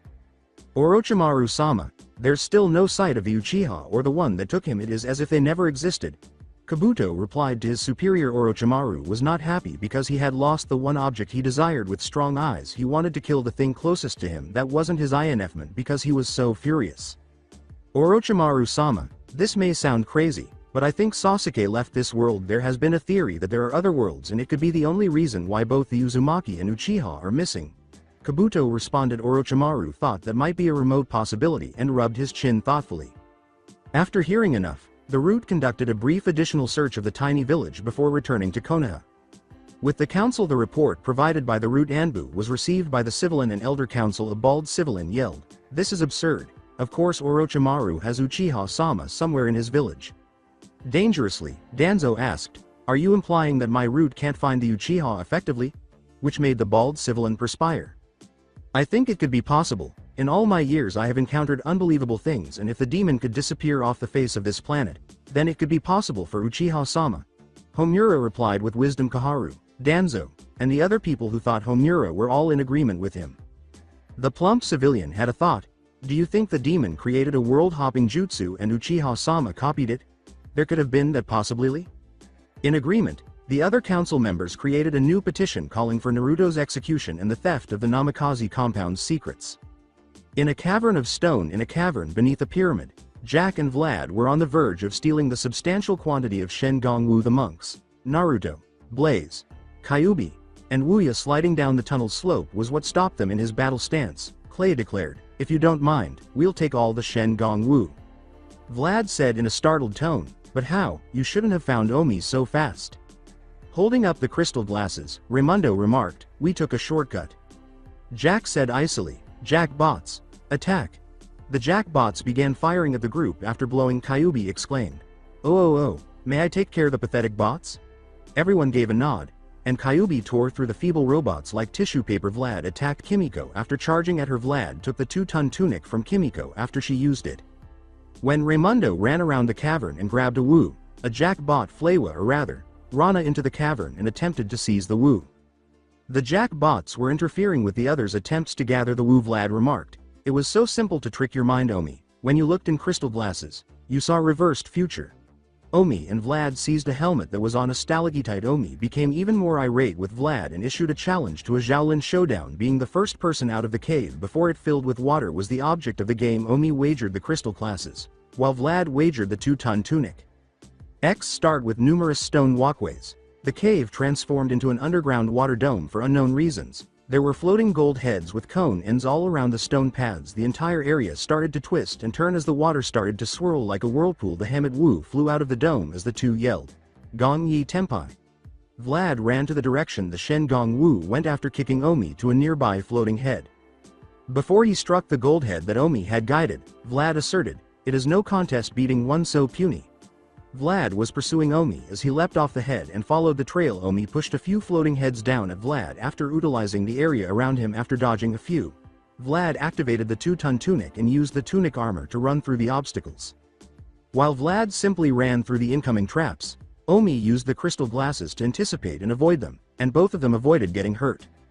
Vlad reached an impasse. Omi led himself to a dead end after running up a spiral. Omi and Vlad reached yet another dead end, and so it went on for some time. Omi and Vlad bumped into each other as they were beginning to grow impatient with the challenge. Vlad began to become alarmed as the water level began to rise. "Is impossible. There's no way out." As he used his Shaolin element to manipulate the water, Omi uttered the words, "water," until the water level began to drop. Vlad was perplexed. Vlad threw Omi to his left and attempted to flee, saying, "Haha, you fool, you hand Vlad victory." Omi yelled, "I don't think so, water," and used water control to strike Vlad. A few falling head cones trapped Vlad after he was shot into the air and landed roughly. In an attempt to escape his prison, Vlad yelled angrily at Omi, "You still little boy, you never find way out." Omi continued to control the water and transformed into a human water bullet, which flew through the entire cave and seized the bag of Wu Jack that had been dropped during the battle. "Allow me to show you the power of water." After that, Omi seized his companions, and they all took off through the pyramid's summit. Fortunately, Dojo's rash had disappeared, and he transformed into his 50-foot form to transport everyone back to the temple. Later, Jack and Vlad ended up on the beach as the water flowed away from them. Vlad landed on Jack's back after Jack. Vlad said, "Now who's washed up?" With the hiding place of Kuiinshi and Armageddon. Armageddon was scanning the Uchiha's Sharingan eye, studying it to discover its secrets and obtain the Amaterasu flames, while the Uchiha was currently under anesthetic, a type of knockout gas used for operations. Kuiinshi grinned as he watched Naruto's journey progress, wanting to engage in more combat with the blonde. How strong those two were is unknown. Kami's domain being in a neighborhood in heaven, Kami was in a calm state of mind. The home of Haku and Zabuza, which she had just discovered, is surprisingly pleasant for the Mist Demon. "I never thought the former Mist Demon would have such a beautiful garden." Gazing at the expansive flower garden, Kami thought, "This must be Haku's work." Then Kami approached the door and knocked. Zabuza was the one who answered the door. Zabuza said irritably, "Yes, what is it?" Kami assumed Zabuza was engaged in some activity when she interrupted. "Sorry to interrupt you, but I would like to see Haku, please." Kami replied, "I'll never understand how he manages to do that without eyebrows," but Zabuza raised one and called Haku. White snowballs were falling as Haku, wearing a light blue kimono, made his way to the front door. Haku inquired, "You called me Zabuza-sama?" Kami grinned and Zabuza nodded. After defeating the former demon of the mist and his apprentice, Kami told Haku, "Let me introduce myself. I am Kami and I saw you telling Naruto to protect his precious people." "You're joking, right? There is no way the real Kami can be here talking to me and Haku?" Zabuza replied. Zabuza's astonishment made Kami laugh. Haku fainted and Zabuza began to laugh when Kami said to them, "Believe it, Zabuza-san. And to shock you even more is that Naruto is my son and I'm married to Shinagami-kun." Between chuckles, Zabuza remarked, "I knew there was no way that blonde Gaki could be a normal shinobi." Zabuza was right on the money. Kami started to perspire. "Yes. Well, right now he is going through training that will make him stronger than he was when you faced him." Kami responded after regaining his composure. Haku began to ask a lot of questions. "How is Naru-kun? What has been happening to him after I died?" She inquired. Haku, who hasn't seen Naruto in a while, wants to know how he's doing. Kami and Zabuza laughed. "Well, other than being banished from Konoha after retrieving the Uchiha from defecting from Konoha, then being sent to other worlds to train it, nothing much." Kami gave a brief explanation. Haku was upset with Konoha for expelling one of their village's top shinobi in order to retain the pitiful Uchiha. Kami had concurred with Haku that Naruto's full potential was being wasted in the village. Haku had her bags ready to go the moment Kami said, "You know, I could give you another chance at life, and I'm sure Naruto would love to be with you." Zabuza laughed and expressed his happiness that Haku would be given another chance at a happy life, something he was unable to provide. Together with Armageddon and Kuiinshi, after studying the Uchiha's DNA and scanning the Sharingan's functions, Armageddon was laughing evilly and had finally developed a formula that would give anyone a Sharingan eye for a brief period of time. Armageddon turned to Kuiinshi, who smirked and said, "So I see you completed replicating the Sharingan. Now I might use it on the Uzumaki, not that I need it." "You had better battle the Uzumaki before he gets too strong because I can feel him getting stronger. Take a vial of temporary Sharingan. Each half vial will last you 2 hours. To put it another way, consume the entire amount of Sharingan for 4 hours. The Uzumaki is extremely fast and could cause trouble, so leave as soon as it's up." Armageddon handed Kuiinshi a vial and said, "Copy any jutsu you see the Uzumaki using so we can research its potential." It's not like the blonde has an advantage or an unknown dujutsu of his own, Kuiinshi said with a sly smile as he pocketed the vial with a sly smile. Armageddon gave Kuiinshi a second vial, this one lasting 2 hours, and Kuiinshi left for Konoha, saying, "But before I go, I'll make a quick stop by Konoha, so I'll take another temporary Sharingan formula vial." Sasuke was beginning to regain consciousness, but Armageddon used some knockout gas to put the Uchiha back to sleep. Returning to the council room, "So are we going to go to war with Sound and retrieve Uchiha-sama?" Tsunade and Jiraiya asked the council to discuss the missing Uchiha. Yasha Haruno inquired, and Tsunade shook her head, stating that Orochimaru was actually looking for the missing Uchiha himself and that Jiraiya's spies were unable to locate him in Sound. Haruma, annoyed that they weren't fighting the Sound village, said, "But that is impossible, Tsunade. The Uchiha is obviously in Sound." The other council members concurred, and then there was a gloomy chuckle. As Kuiinshi emerged from the shadows, a voice said, "The Uchiha brat's back at my hideout, not only that my partner managed to create formula that can give you the Sharingan. Who are you and what do you mean by saying that everyone cannot receive a Dujutsu because your partner created a formula for the Sharingan?" Danzo was about to call him the root Anbu when Kuiinshi chuckled and his eyes transformed into the Sharingan, startling the council. "You have to be born with it," he said. "Oh, it's definitely possible. I can turn it on whenever I like. I can have the Sharingan whenever I want as long as I have the formula. I would like to state this before you reject what I said and begin yelling that I am a Uchiha, which I am not." Kuiinshi never completed his explanation because Danzo used his root Anbu in an attempt to apprehend Kuiinshi. Kuiinshi shook his head, as he somehow expected the elder to do, and made the hand signs snake rabbit dragon as the root Anbu charged at him. "Restrain him so we may bring back the Uchiha clan," Danzo ordered. Kuiinshi chuckled and turned to go, but Tsunade stopped him. "Wind release. Shadow tempest," he said as a dark purple wind blast sliced and cut the root, causing them to sustain nasty injuries. "Wait, who are you and are you in charge of capturing the Uchiha?" Tsunade inquired. Kuiinshi said, grinning and revealing his sharp canine. Before vanishing, Kuiinshi declared, "My name is Kuiinshi, and I did bring the Uchiha back to my hiding place so that my partner Armageddon could study the Sharingan and had succeeded in recreating it in formula form." "That is impossible, no one can recreate the Sharingan," Kaharu replied. Tsunade then picked up an empty vial that contained a small amount of an unidentified liquid. After noticing it on the floor after the meeting, she made the decision to study it. "I say we mark him as an S-rank missing nin for kidnapping our last Uchiha," Yasha yelled when another village had birth records for Kuiinshi and they did not. Jiraiya glared at the pink-haired bitch and said that if they had marked him as a missing nin, the village would have gone to war with Konoha, which they could not afford. The council's civilian side was complaining that they were unable to mark Kuiinshi as a missing nin. On Mobius, Silver was going crazy because her crush was missing and was jerking tails back and forth. "Where's Shadow? Where is he?" she asked. The others were attempting to soothe Silver.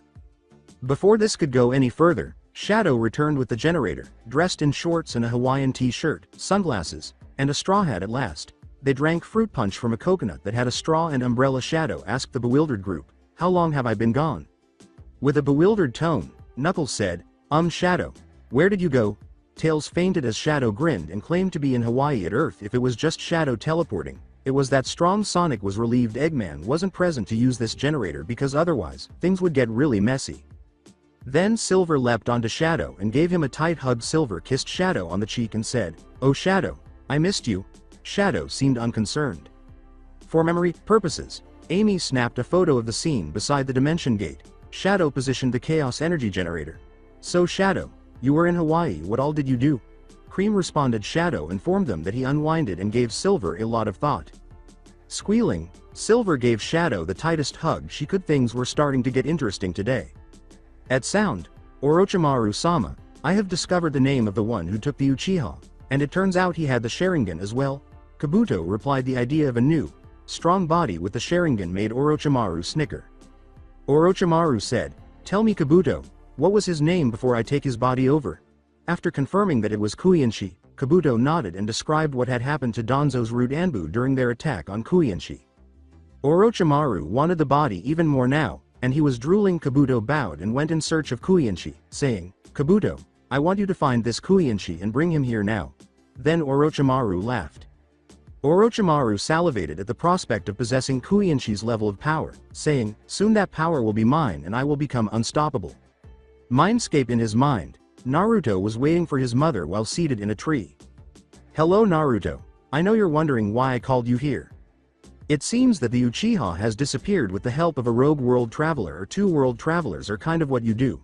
But they usually travel to take a vacation, but there are rare cases where they help out the world they go and save it from evil rogue world travelers think this ability makes them superior to humans and make an attempt to take power they think only they deserve or to make themselves more powerful, Kami clarified.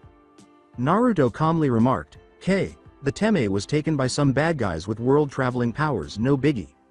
Well, we have been having trouble with two powerful travelers. Kuinshi and Armageddon are the two smartest, most powerful, and most dangerous world travelers that try to destroy that they see a threat to them. That is if the ones that don't join them first. Kami was done. Naruto had begun to perspire a bit. Well, that sounds bad. They can't be that strong, could they? Kami refused to accompany Naruto after revealing to him what had happened to the last renegade world traveler who posed a threat to Kuinshi and Armageddon. To put it mildly, it was so painful and bloody that even Chuck Norris would have shuddered. When Naruto saw what had happened, he shivered and covered his manhood skinned alive. The man who threatened Kuinshi and Armageddon had his manhood severed and thrust into the man's pureed stomach. Then, using needle nose pliers, his eyeballs were removed, and the man's testicles were replaced. Finally, they used weak acid to gradually dissolve the man's brain in order to end his suffering. That's what happened to the last person to cross Armageddon and Kuinshi. Is it a bit excessive?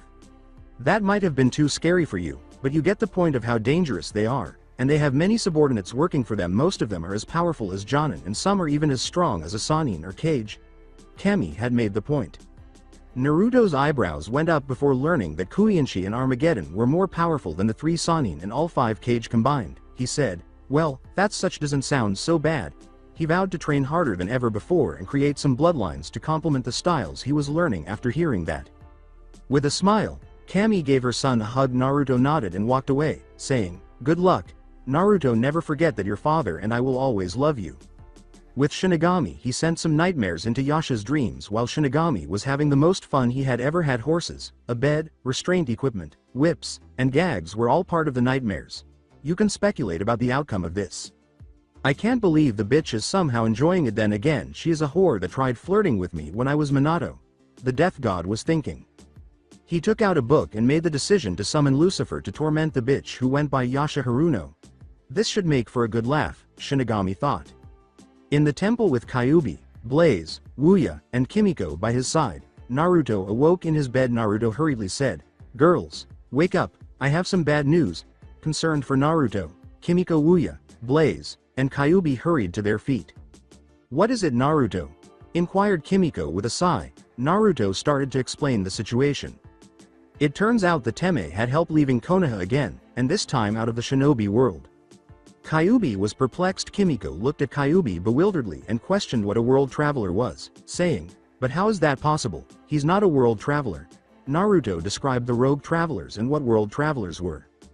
While that's true that the Teme isn't a world traveler, another world traveler took him from Konoha and to somewhere else. It is possible that a guy named Kuinshi.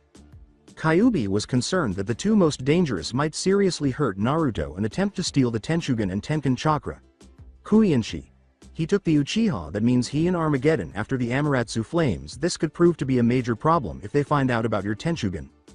Naruto grinned confidently and said, don't worry Q-chan, it will take more than those two to bring me down. Later a canyon began to rumble and boulders began to fall as Raymundo was traversing it. Raymundo yelled, Clay. Anytime now cowboy. Raymundo was not too far from Clay. Clay kicked a nearby rock and shouted, seismic kick earth. Raymundo was gently pushed out of the canyon by a stone pillar that emerged from below. Kimiko exclaimed with joy, go Clay. Their training has paid off. Raymundo's wind element allowed him to land safely. Raymundo was then instructed by Master Feng to safely hover one of his teammates to the cool stone in the large bed of hot coals in order to practice his Shaolin element. Raymundo was unfortunately repelled by the three Shaolin apprentices. Master Feng volunteered Omi to help with the training since he knew the others wouldn't step up. Oh, but Master, Omi attempted to leave the situation, but Master Feng's unwavering gaze made it impossible for her to avoid becoming Raymundo's training partner. Raymundo began to construct a miniature tornado to use against Omi, but Omi abruptly disrupted his focus, causing Raymundo to launch Omi into the air and into danger. Fortunately, Clay saved Omi from certain danger by using his lasso. Master Feng remarked, it was a nice first try Raymundo, we'll try again next time. Raymundo was griping that if Omi hadn't interrupted him, he would have had it.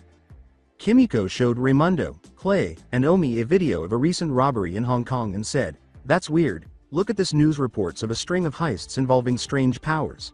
When Wuya arrived to start her shift training the young monks, she had already seen the same video. Omi made the clear observation, those are Shen Gong Wu powers. Serpent's tail and fist of Tabigong. Those Wu should be held up in Jack's place now. Why would he start turning to a common criminal? Clay inquired. My guess is he wouldn't unless he needed the money, and if I know him right, he would go to someone else for money. We better go to Hong Kong to retrieve the Shen Gong Wu. With Naruto, after creating a training regimen, Naruto began training. He begins with 2000 temple laps, followed by 500 push-ups, crunches, sit-ups, air punches, air kicks, punch kick combos, etc. Naruto will need to perform 300 diagonal, vertical, and horizontal slashes as part of his sword skills.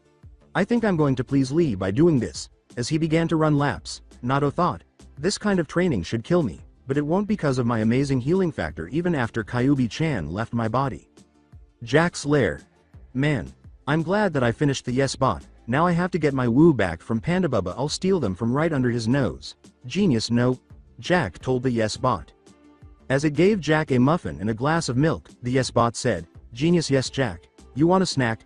Jack went to Pandaubba's place to retrieve them, taking with him the monkey staff, the only Wu he had left. With Kuiinshi grinned and said, Rooney, I have a mission for you. Rooney, an Armageddon and Kuiinshi female subordinate. Her eyes were chocolate brown, and her hair was silver white. She wore a crimson shirt that read, Touch this and die, black pants, dark shoes with skulls on them, and a B-cup bust. She was 5 feet 9.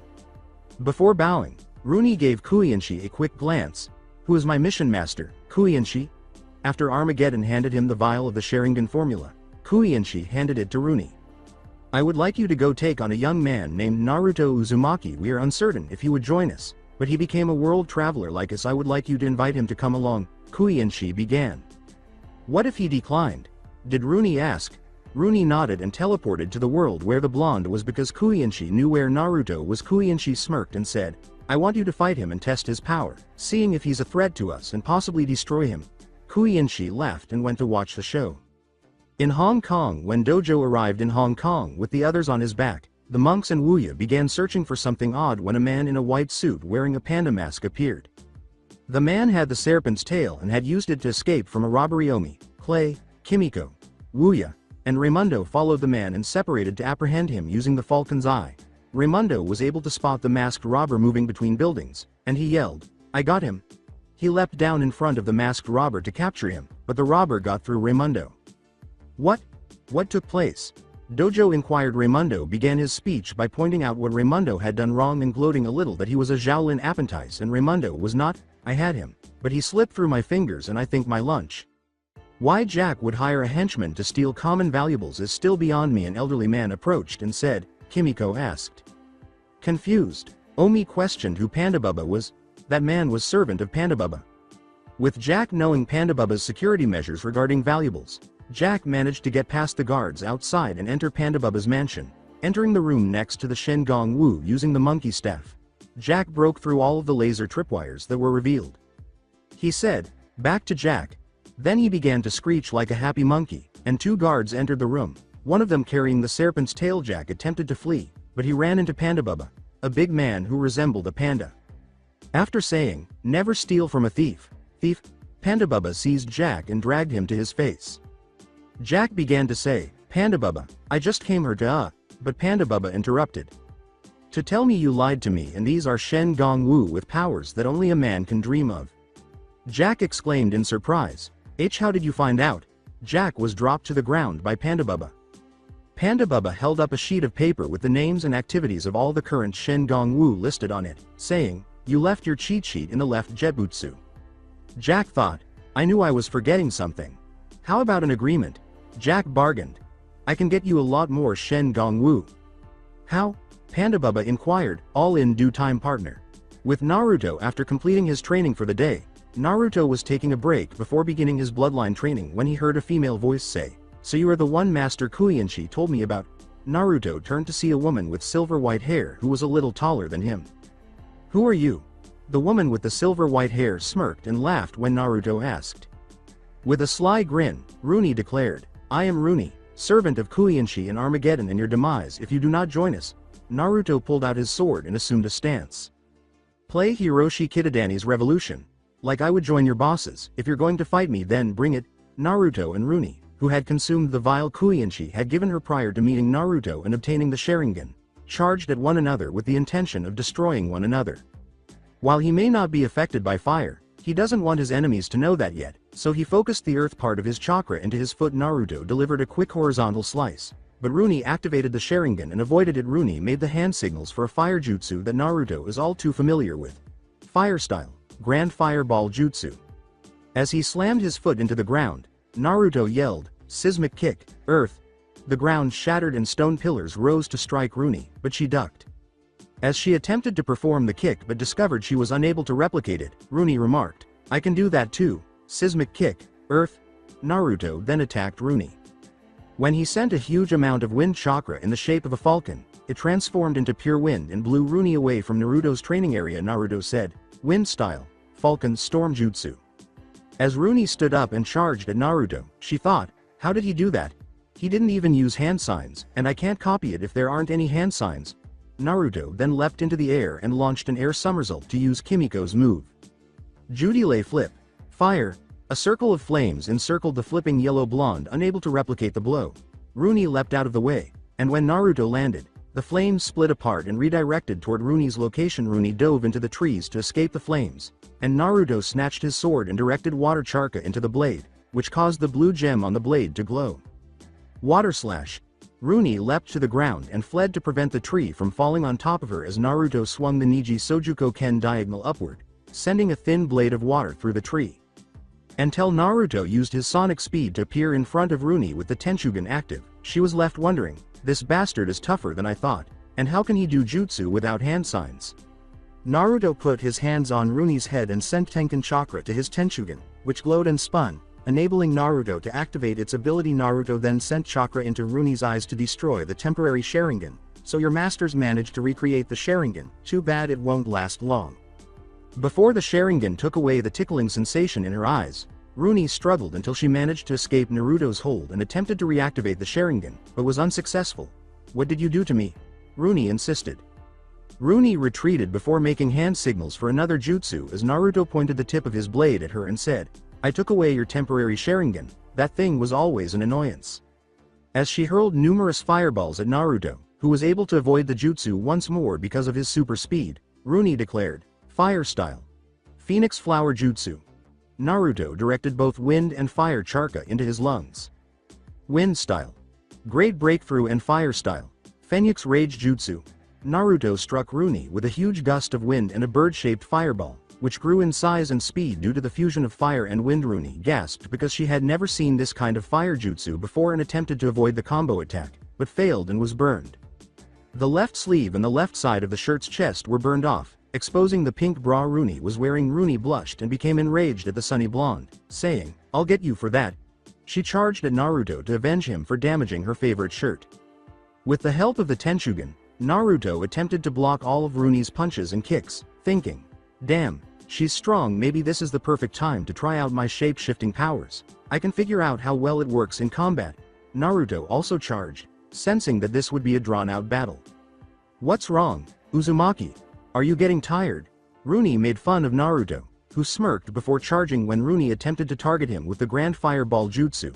Naruto leapt into the air and changed into a red dragon with sapphire eyes that could pierce your soul.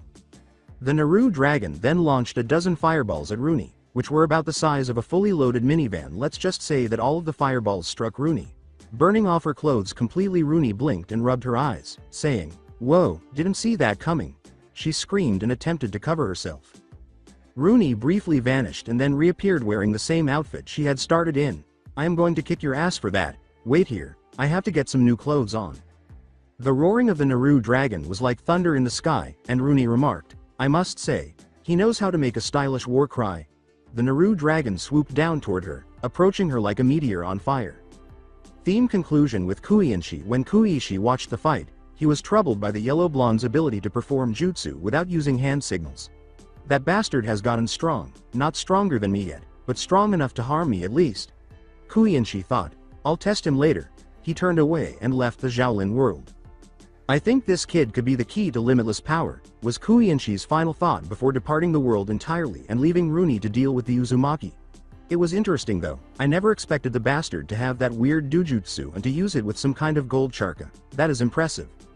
Returning to the group, I will take the 12 guard to the north, Kimiko will take the 10 at the east, Clay will take the 11 to the west, Wuya will take the 9 in the corner. Finally, said Raymundo, Omi, Kimiko, Wuya, and Clay as they slipped around the top of the bushes. Out of sight, Omi ordered, making a slight jab at Raymundo's abilities. Do you think Raymundo can take the one here? He does look old and out of shape. The person Omi indicated coughed violently while Raymundo grinned. While hanging upside down like a monkey, Jack remarked, look what the loser patrol brought in. Jack, what do you want? Wuya posed a blank question.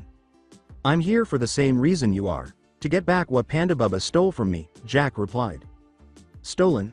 Kimiko asked, and Jack nodded, saying that he had discovered a secret passageway into the mansion where the Wu were being held because of his reputation. Raymundo and Wuya didn't believe him, and neither did Kimiko and Clay. Jack also mentioned that they were outnumbered and out Shen-gong Wooed. Omi took the falcon's eye from Raymundo's pocket and checked the inside of the building to confirm what Jack had said. Whoa, are you just going to believe him like that? Raymundo asked. Come on, he is most likely collaborating with Pandaubba. Omi turned to Kimiko and Clay and said, I hear your concerns and I will take them up to someone in the apprentice level. What do we do now? Well, I reckon we got no choice but to trust him, said Clay. Kimiko added, yeah, we're outnumbered. Raymundo began attacking the unfit guard because he couldn't believe they were going to team up with Jack. As he, Kimiko, and Clay leapt to prevent Raymundo from seriously injuring the guard, Omi yelled, Raymundo. Wait. Wuya was staring at Jack, believing he was planning something. Wuya told the evil boy, generous, I don't know what you're planning, Jack, but it won't work. I don't know what you're talking about. Wuya gave Jack a final glare before leaping down to join the group as Jack laughed uneasily. Later on, I discovered an old servant's entrance when I searched for the blueprints online. The group entered as the door opened after Jack, who had been looking for the trigger, found it. It goes without saying that Omi said, it is very dark in here. From beneath Clay's head, Dojo added, yeah, a little too dark. Does anyone else smell a setup? The door shut completely, shrouding the hallway in darkness as Clay asked. As he took the Wu the group had, Jack said, gimme those Shen-gong Wu. Then, a light emerged from the star Hanabi, which was being held by Pandaubba. Pandaubba said, Star Hanabi. Then he threw the star into the air, temporarily blinding Wuya and the Chosen One's. 2 men in suits approached the group of do-gooders, and as they dispersed, one of them attempted to use the Fist of Tabigong on Omi. But Omi ducked the blow and performed his trademark dragon move. Tornado Strike. Water. Omi whirled around, deflecting a blow from the Fist of Tabigong and striking the user instead. One of Pandaubba's men with the serpent's tail confronted Clay, repeatedly attacking him from behind with the serpent's tail until Kimiko became alarmed. Pandaubba had had enough of this, so Kimiko jumped, flipped, and landed in a split position to trip the person attacking Clay. Judal flip, fire. Enough of this, Tangle Webcomb. After capturing Kimiko, Clay, and Omi in the Shen-gong Wu's ropes with the Tangle Webcomb, Dojo fled in terror, but was seized by 2 hands and dragged into the darkness by Raymundo, who was concealed with Wuya. Be quiet as she, Raymundo, and Dojo crept out through the vents. Wuya whispered, let's go. Jack chuckled because he only saw the ones who were taken. Jack continued to laugh and remarked, we got them good. We? As he deceived Jack Spicer and also used the Tangle Webcomb on him, Pandaubba declared, there is no we. Returning to the temple to alert Master Feng to Pandaubba's scheme to steal their Shen-gong Wu, Wuya and Raymundo rode Dojo back to the temple. Raymundo? Wuya? The others are where?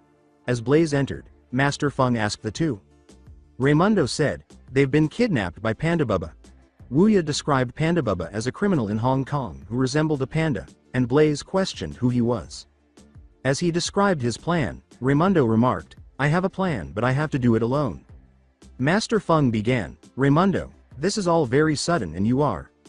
Raymundo interrupted, saying, I know I'm the only non-apprentice, but you have to trust me. I was going to say you and Wuya are the only ones who knows the full situation and I trust you, Master Feng concluded. Blaze wanted a little action today since Naruto left the temple to train after making laps around it, and you can count me and Wuya in your plan. We can't let anyone else steal the Shen-gong Wu and use it for their own personal desires.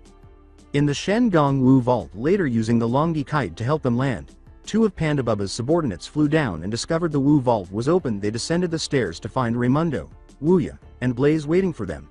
"If you want these Shen Gong Wu, you have to go through us," Raymundo said. The two subordinates exchanged glances before one of them declared, "We're good with that." They both took out Shen Gong Wu and launched an attack. Wuya kicked the one with the fist of Tabigong out of the vault. Raymundo grabbed the arm of the one with the lotus twister and pulled him down. Blaze used her fire manipulation abilities to set the two henchmen's behinds on fire. The white-suited man split into 9 clones of himself and surrounded the trio, pinning them down. Wuya kicked off the 3 who attempted to pin her down, but one of the Wu-induced clones wrapped his arms around Wuya with the lotus twister. The two suited men ran around like chickens with their heads chopped off, and finally they performed the stop, drop, and roll maneuver and put out the burning butts ring of the 9 dragons. While the other subordinate grabbed all of their Wu, Raymundo struggled to escape, but there were too many of them, and Blaze's arms and legs were bound. Apparently, they were captured and bound so they couldn't fight back. Warehouse. "You were captured too, Raymundo, Wuya, and Blaze," said Pandaubba's 2 servants, pushing them into the room where the others were bound. "You must have neglected to keep the Shen Gong Wu safe," Omi said, receiving a glare from Kimiko. "You must have tried your best, but failed miserably." Raymundo grinned. Raymundo, Wuya, and Blaze yanked their arms free from the ropes that were on their wrists, saying, "I'm not so sure about that." "Does anyone require a snippet?" Dojo inquired. "Dojo," after Kimiko, Clay, and Omi yelled. Dojo severed the ropes to release the others. "I also brought Shen Gong Wu's shrouded, hidden backpack." Away from the prisoner room, the sack of Wu was placed on the desk where Pandaubba was sitting by the 2 suited men who entered the temple in anticipation of seeing the new Wu. Pandaubba questioned, "Soon I will rule the Hong Kong criminal underworld, so what powers do I add to my collection?" Until Jack yelled, "All you want is Hong Kong? Can I at least be betrayed by someone with some vision?" Jack was grumbling. The idiot henchman displayed commonplace objects, saying, "We got some good ones, boss. There's the rock of hard hitting, the shoes running really fast, and the stick of throwing." Pandaubba grew angry. The 2 henchmen shrugged their shoulders and said, "You fools, where are the real Shen Gong Wu?"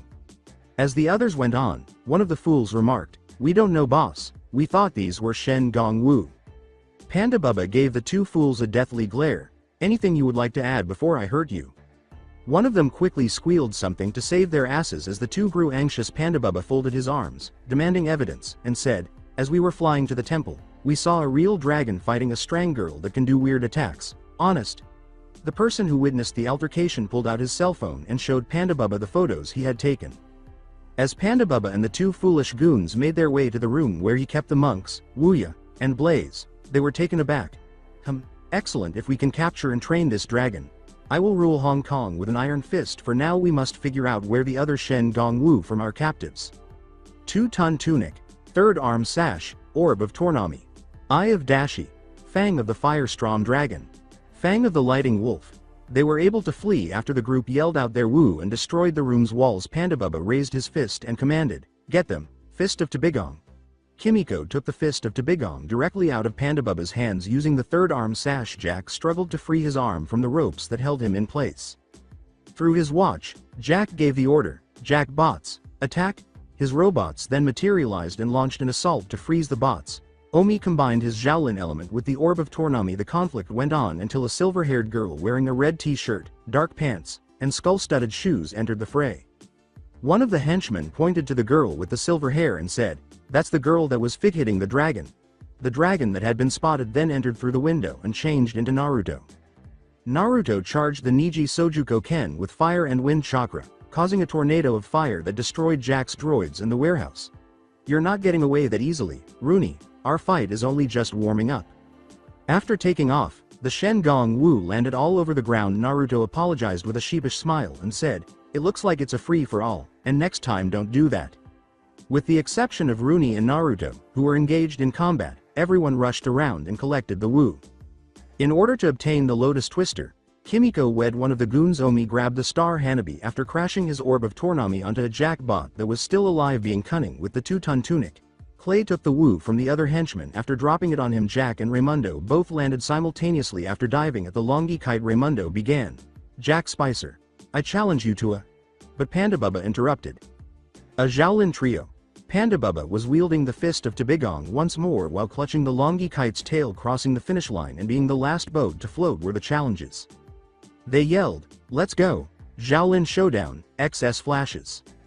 The three challengers were on three boats that were at the beginning line of a maze. They yelled as the boats took off, "Gong Yi Tempai!" Each of the three boats occasionally came to a dead end as they traveled in different directions. After turning around, Raymundo maneuvered his boat out of the dead end. Then Pandaubba and Jack passed by and attacked Raymundo's boat as he was leaving the dead end. He was at as Jack removed the boat's nose. Pandaubba used the fist of Tabigong to punch a huge hole in the middle of the vessel. Raymundo's boat became entangled in a whirlpool as Jack and Pandaubba departed. As he started to spin, Raymundo yelled, "Typhoon boom! Wind!" Unlike his boat, a tornado carried him to safety. Omi exclaimed, "Did you see that? Raymundo's wind has broken through?" Kimiko gestured to Jack and Pandaubba as they approached the finish line and said, "That great Omi, but look." Clay yelled, "Come on Raymundo old pal, you can do it." Omi let his ego run wild and asked loudly, "Just think, what would Omi do?" Omi needed someone to deflate the kid's ego, Blaze thought, shaking his head. Raymundo activated the Eye of Dashi by holding it up. Eye of Dashi. Wind. Clouds began to swirl as lightning burst from the Wu into the sky. When Pandaubba and Jack heard it, they turned to see Raymundo using a piece of wood to surf a huge wave. Raymundo continued to ride the wave's residual power to the finish line after it engulfed Jack and Pandaubba.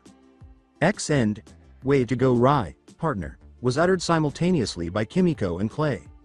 Omi expressed his opinion, saying, "I could have done it better myself, but that was excellent for a non-apprentice."